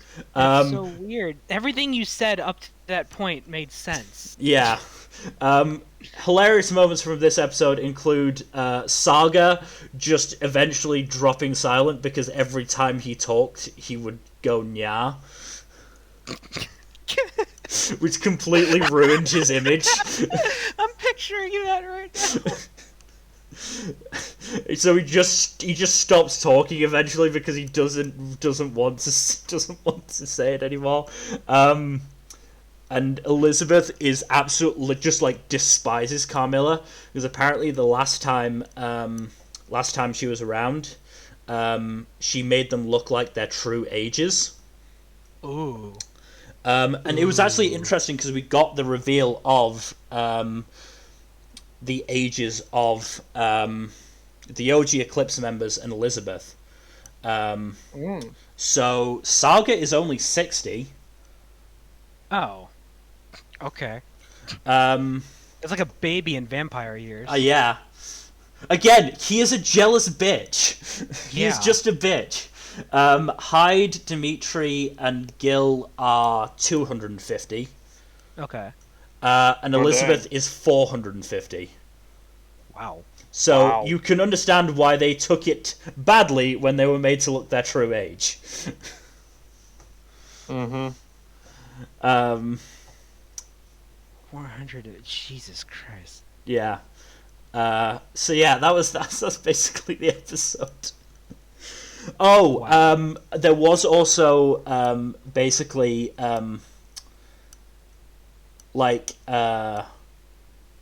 Carmilla talked to Ange about him being a Dhampir, half vampire, and said that one of his parents must have been a vampire, and the only way he can become a full vampire and therefore, not die, because as a half vampire he will eventually die, his vampire parent must turn him.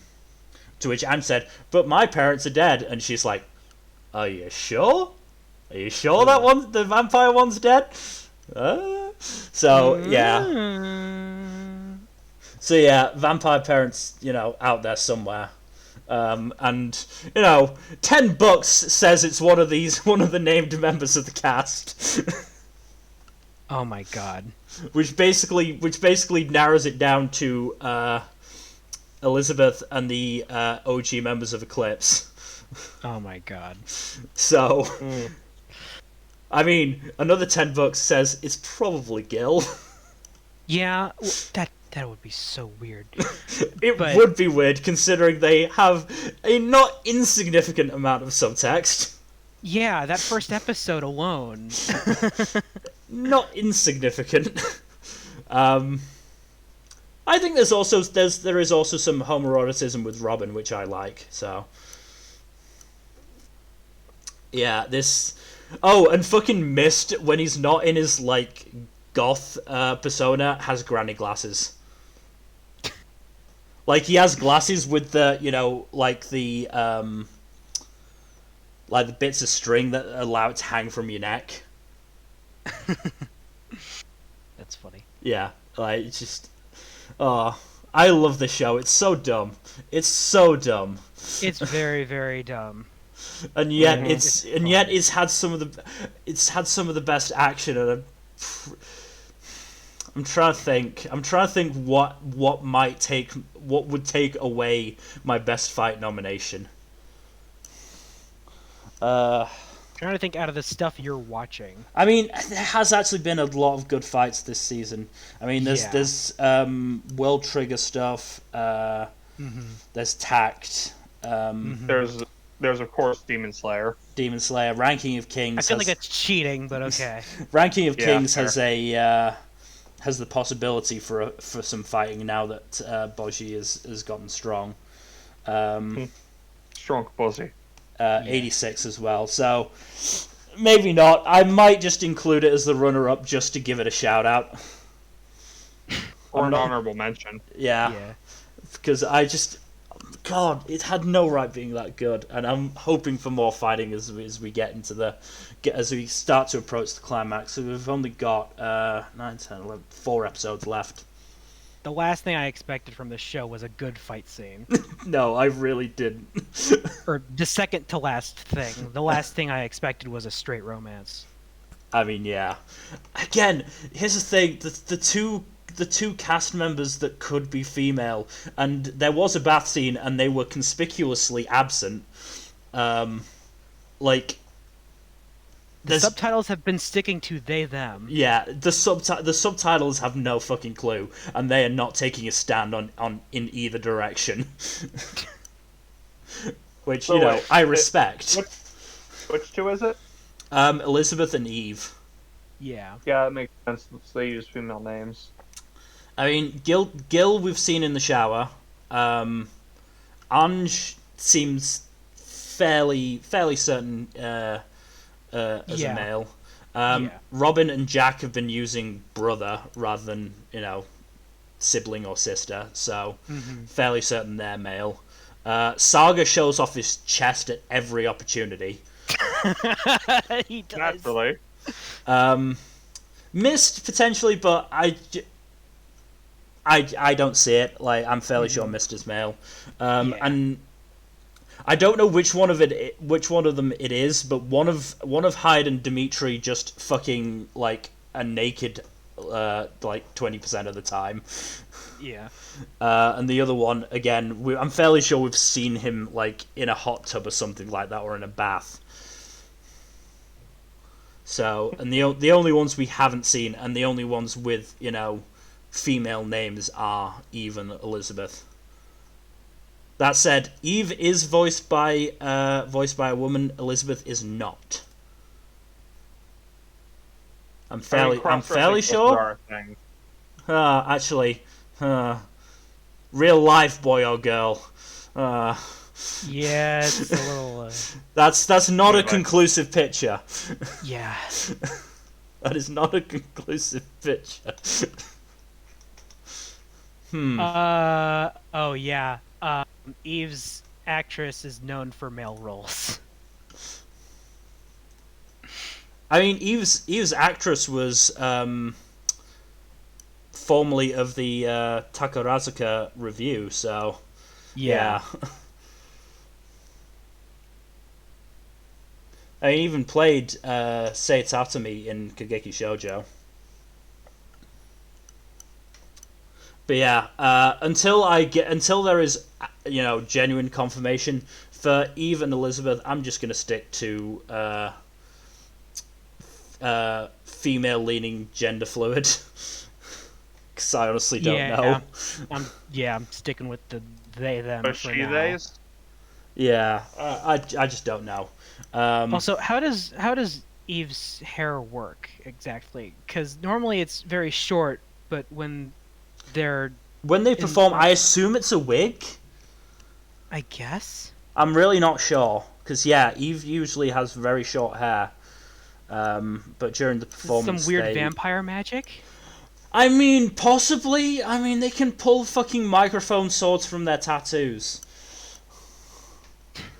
It's not out of the realm of possibility that their vampire powers. Not to mention, they just like randomly have a band. Like the band, played Oz's song, and then immediately once Lost Eden showed up, started playing their song. So I assume that's just like a band provided by the Blood Moon. That's so weird. I don't know. Okay. I like this show, but it's very, very weird. I know it's incredibly weird and it's incredibly dumb, but I just love it. It's so unapologetically just dumb and out of this world.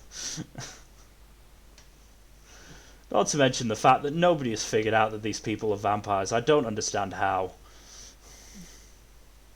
Lost Eden in particular. How nobody has figured them out, I have no fucking clue.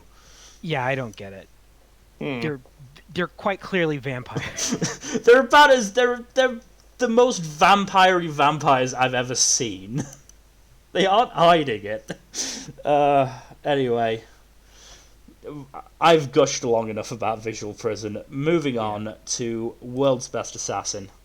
I had to pick this. I had to pick this one. I had to pick this screenshot. So, I'm glad I sent you this one. I initially took this one for a meme, but I decided, I'll throw in a bonus, see if he uses it. I saw it and went, no, I have to use this. I have to use this one. So, I actually decided to watch this show, and guess which clip ultimately convinced me to watch the show? What clip? The rap goddess clip. That clip. So, God fucking damn it, that is an actual funny joke. Yeah, the context for that is, well, not the screenshot, but for the rap goddess, is that this show likes to do little cutaways where the goddess, where we see the goddess's previous attempts to have another human reincarnate to assassinate the hero, and one of them just a rapper for some, and so to greet him, she just put on the whole getup and did a whole rap with him, and it was hilarious. Yeah. So I went in like, okay, the show has a sense of humor I might be able to get behind. Yeah. How do you feel about it so far? It is better than I expected it to be, by quite a bit. Yeah. I will say though, episode 6 was really fucking dark. The one with the orphans. Maha's intro episode. That was fucking dark. Yeah, Jesus. It was dark, but you know what? I'm gonna give it extra points because, a lot of anime that use those themes, for some fucked up reason, like to use it for fan service. This did not. So hey. We don't actually see the act happen at all. We only see the aftermath. No, and that's arguably a lot more affecting. Yeah. Which is good on the anime team for making that decision to not actually show that in any detail. Yeah. Yeah. And making a more chilling experience, arguably, in the process. Yeah. But yeah, that was a very dark episode. It was a good one, but it was... Yeah, if I ever wind up rewatching that show, I'm probably not going to rewatch that episode. Jesus Christ. Yeah, you know what happens. It's yeah. Something that kind of throws me off though is that Maha joins our main group here. She sort of just leans right into the whole assassin thing, huh? I mean, when you've seen firsthand the kind of consequences that corrupt nobility can have on people. Yeah. I kind of get what being all gung-ho about killing corrupt nobles. Yeah.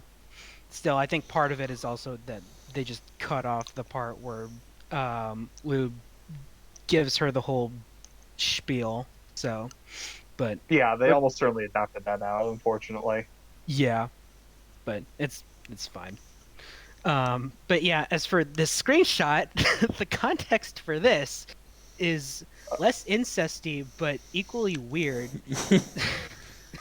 Yeah. So she basically gets quote unquote adopted into his cover stories family, so that she has a more legitimate avenue to manage his business for him, basically.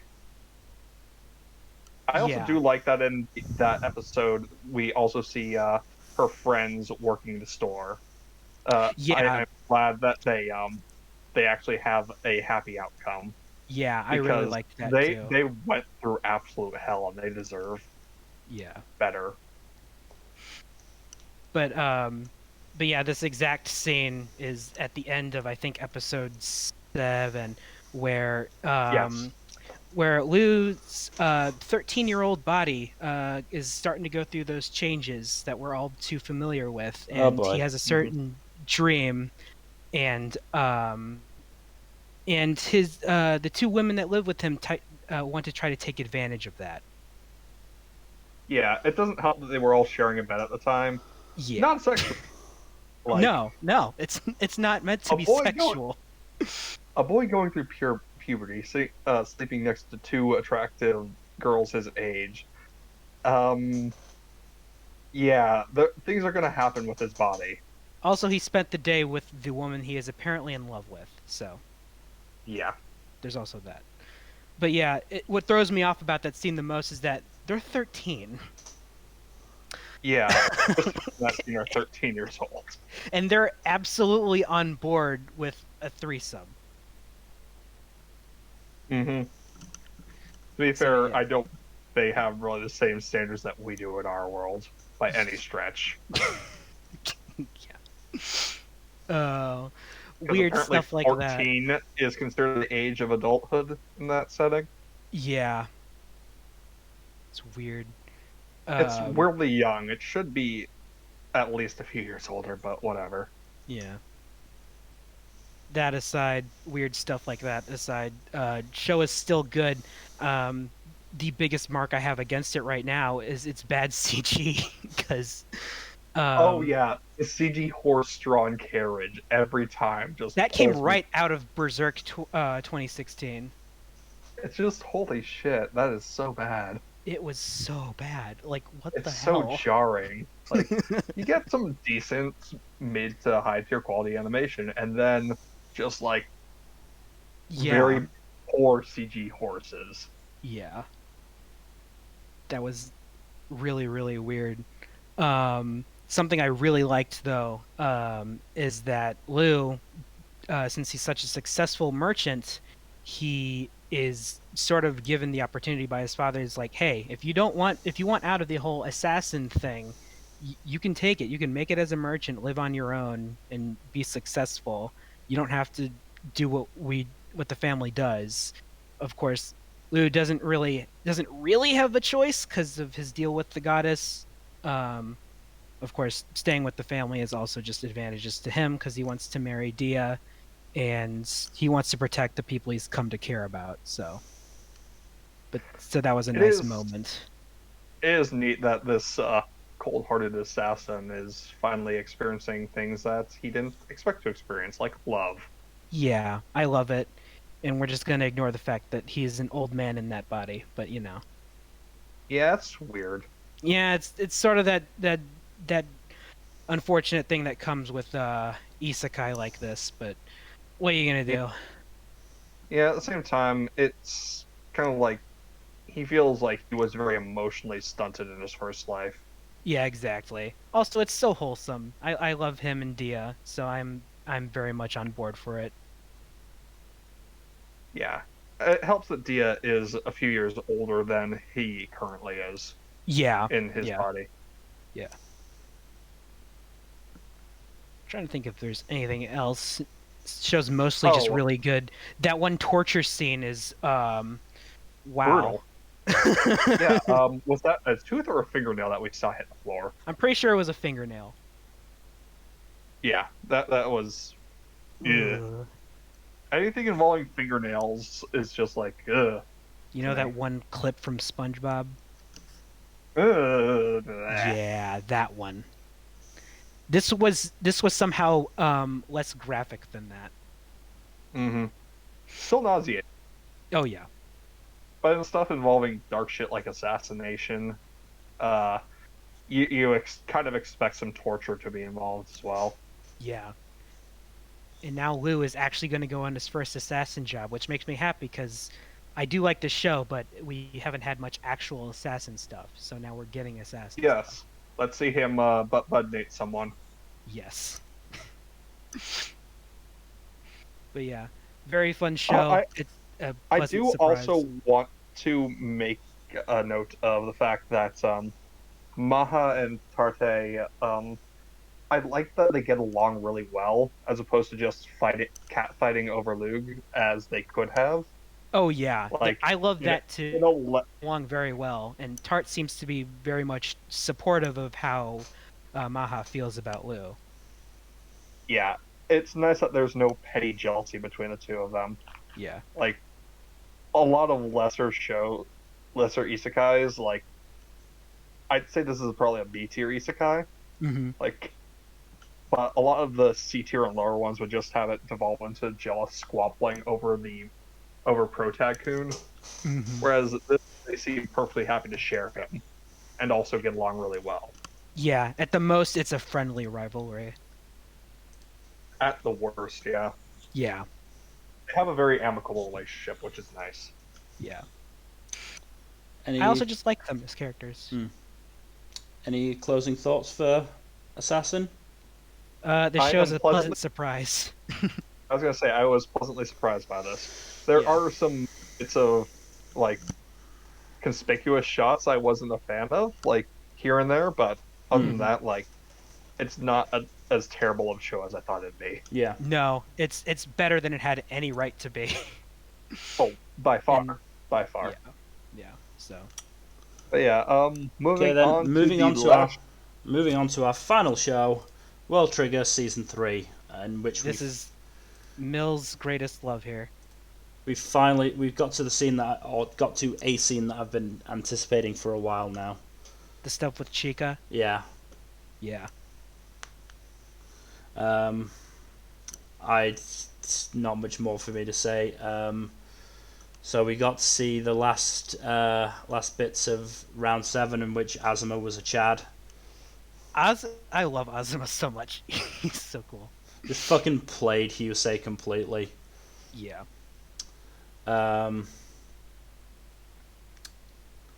Fucking Border just completely lie through that. Well, not even lie by omission and by planning about Hyusei not being or Hyusei being a neighbor.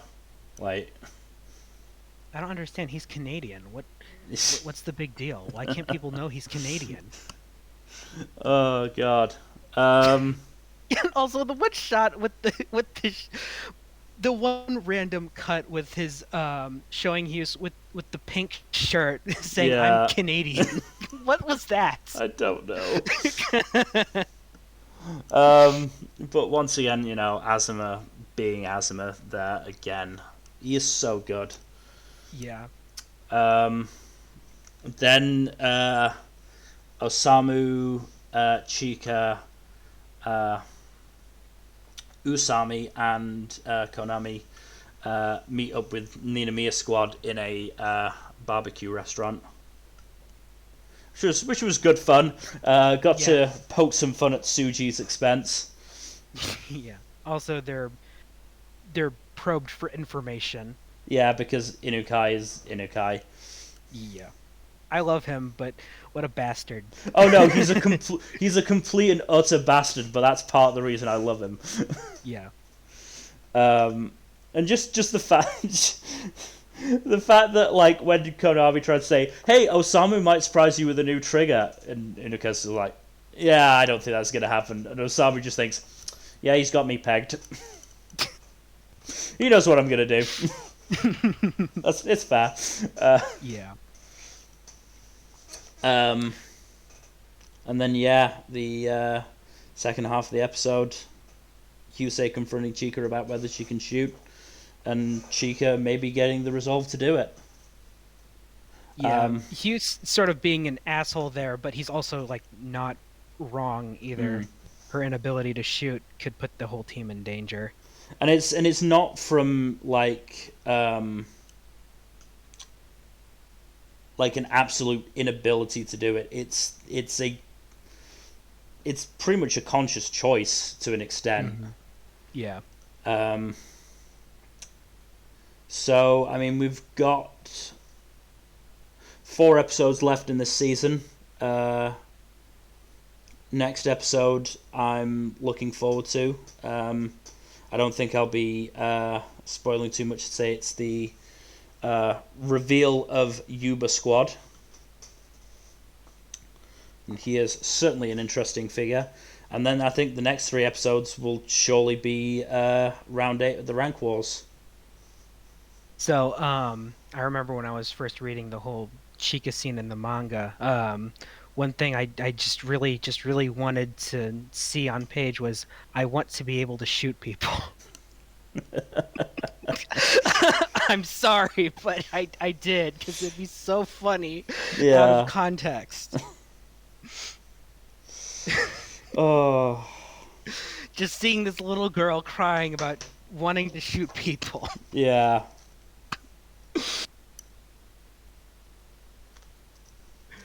But yeah, that seems great. Not much to say. I'm looking forward to the rest of the season here. Yeah. And then we're gonna wait like 10 years for another season. Yeah. I mean, it looks like the hiatus stuff is not nearly as bad as Hunter x Hunter, which is going on 3 full years of hiatus now. Thanks for that reminder.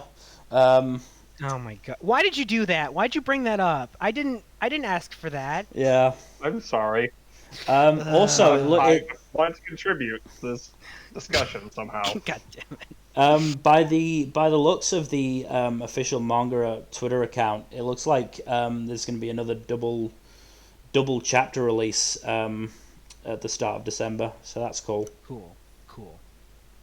I mean, it's still going to be ages and ages before we get enough material for for an anime season. But how long are we still going to be in the training arc here?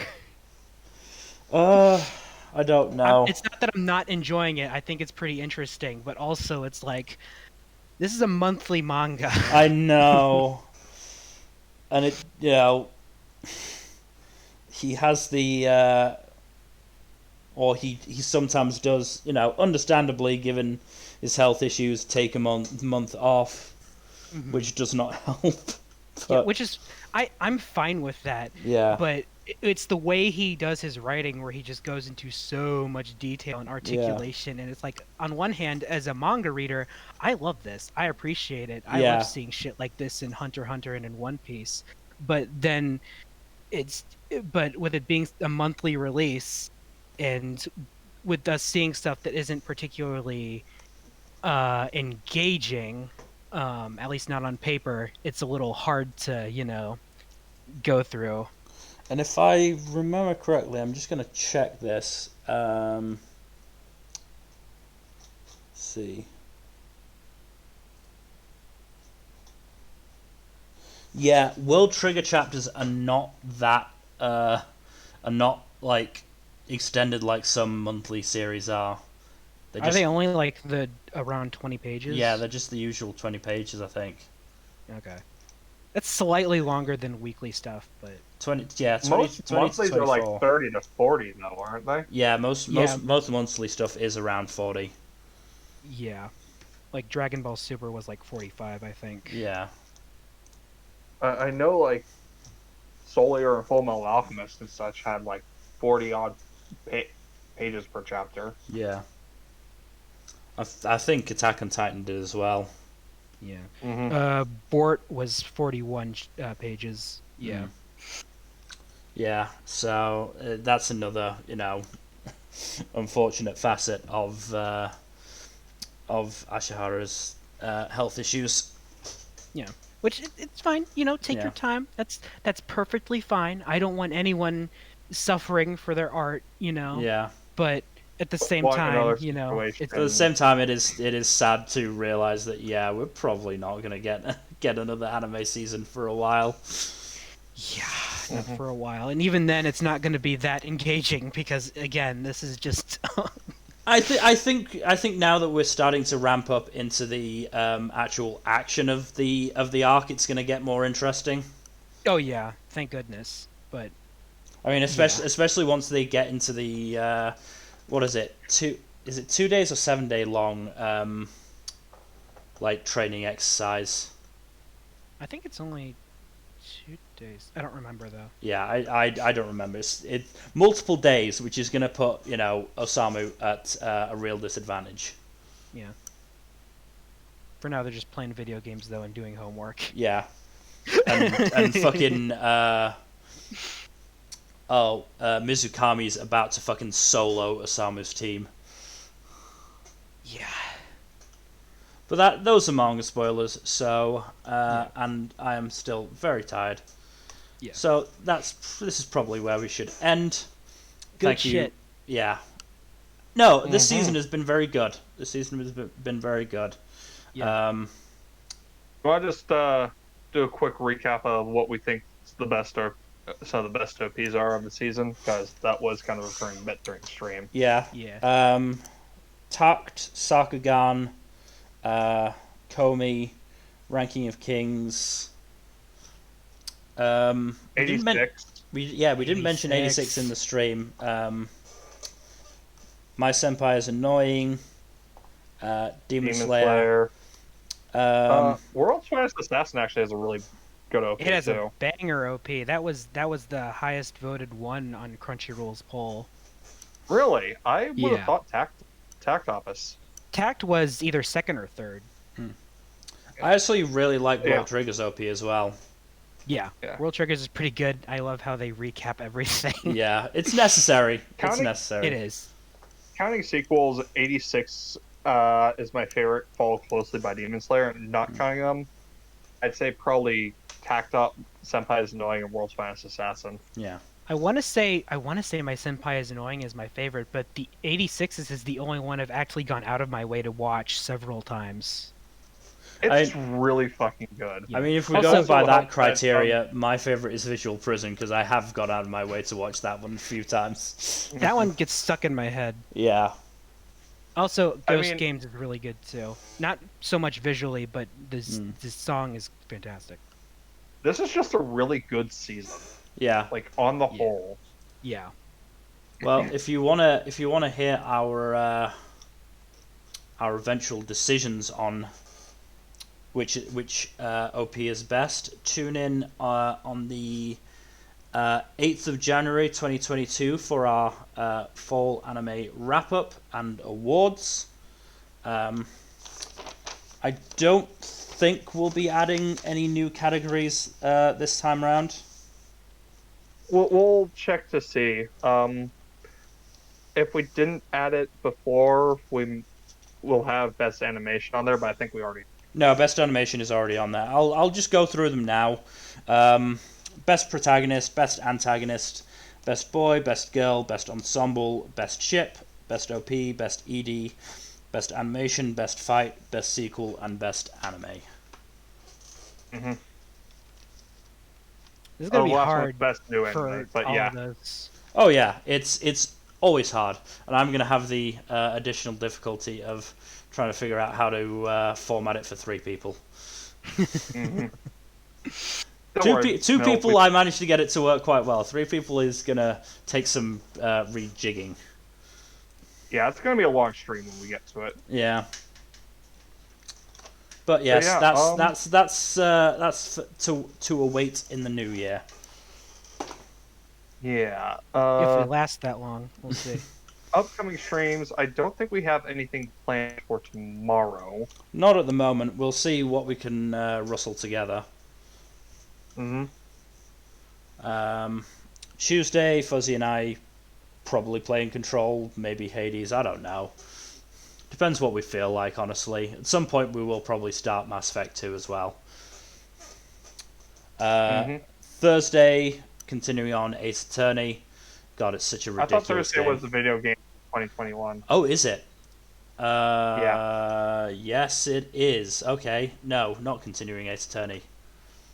Yeah, because we're having Gen on for video games. Yeah.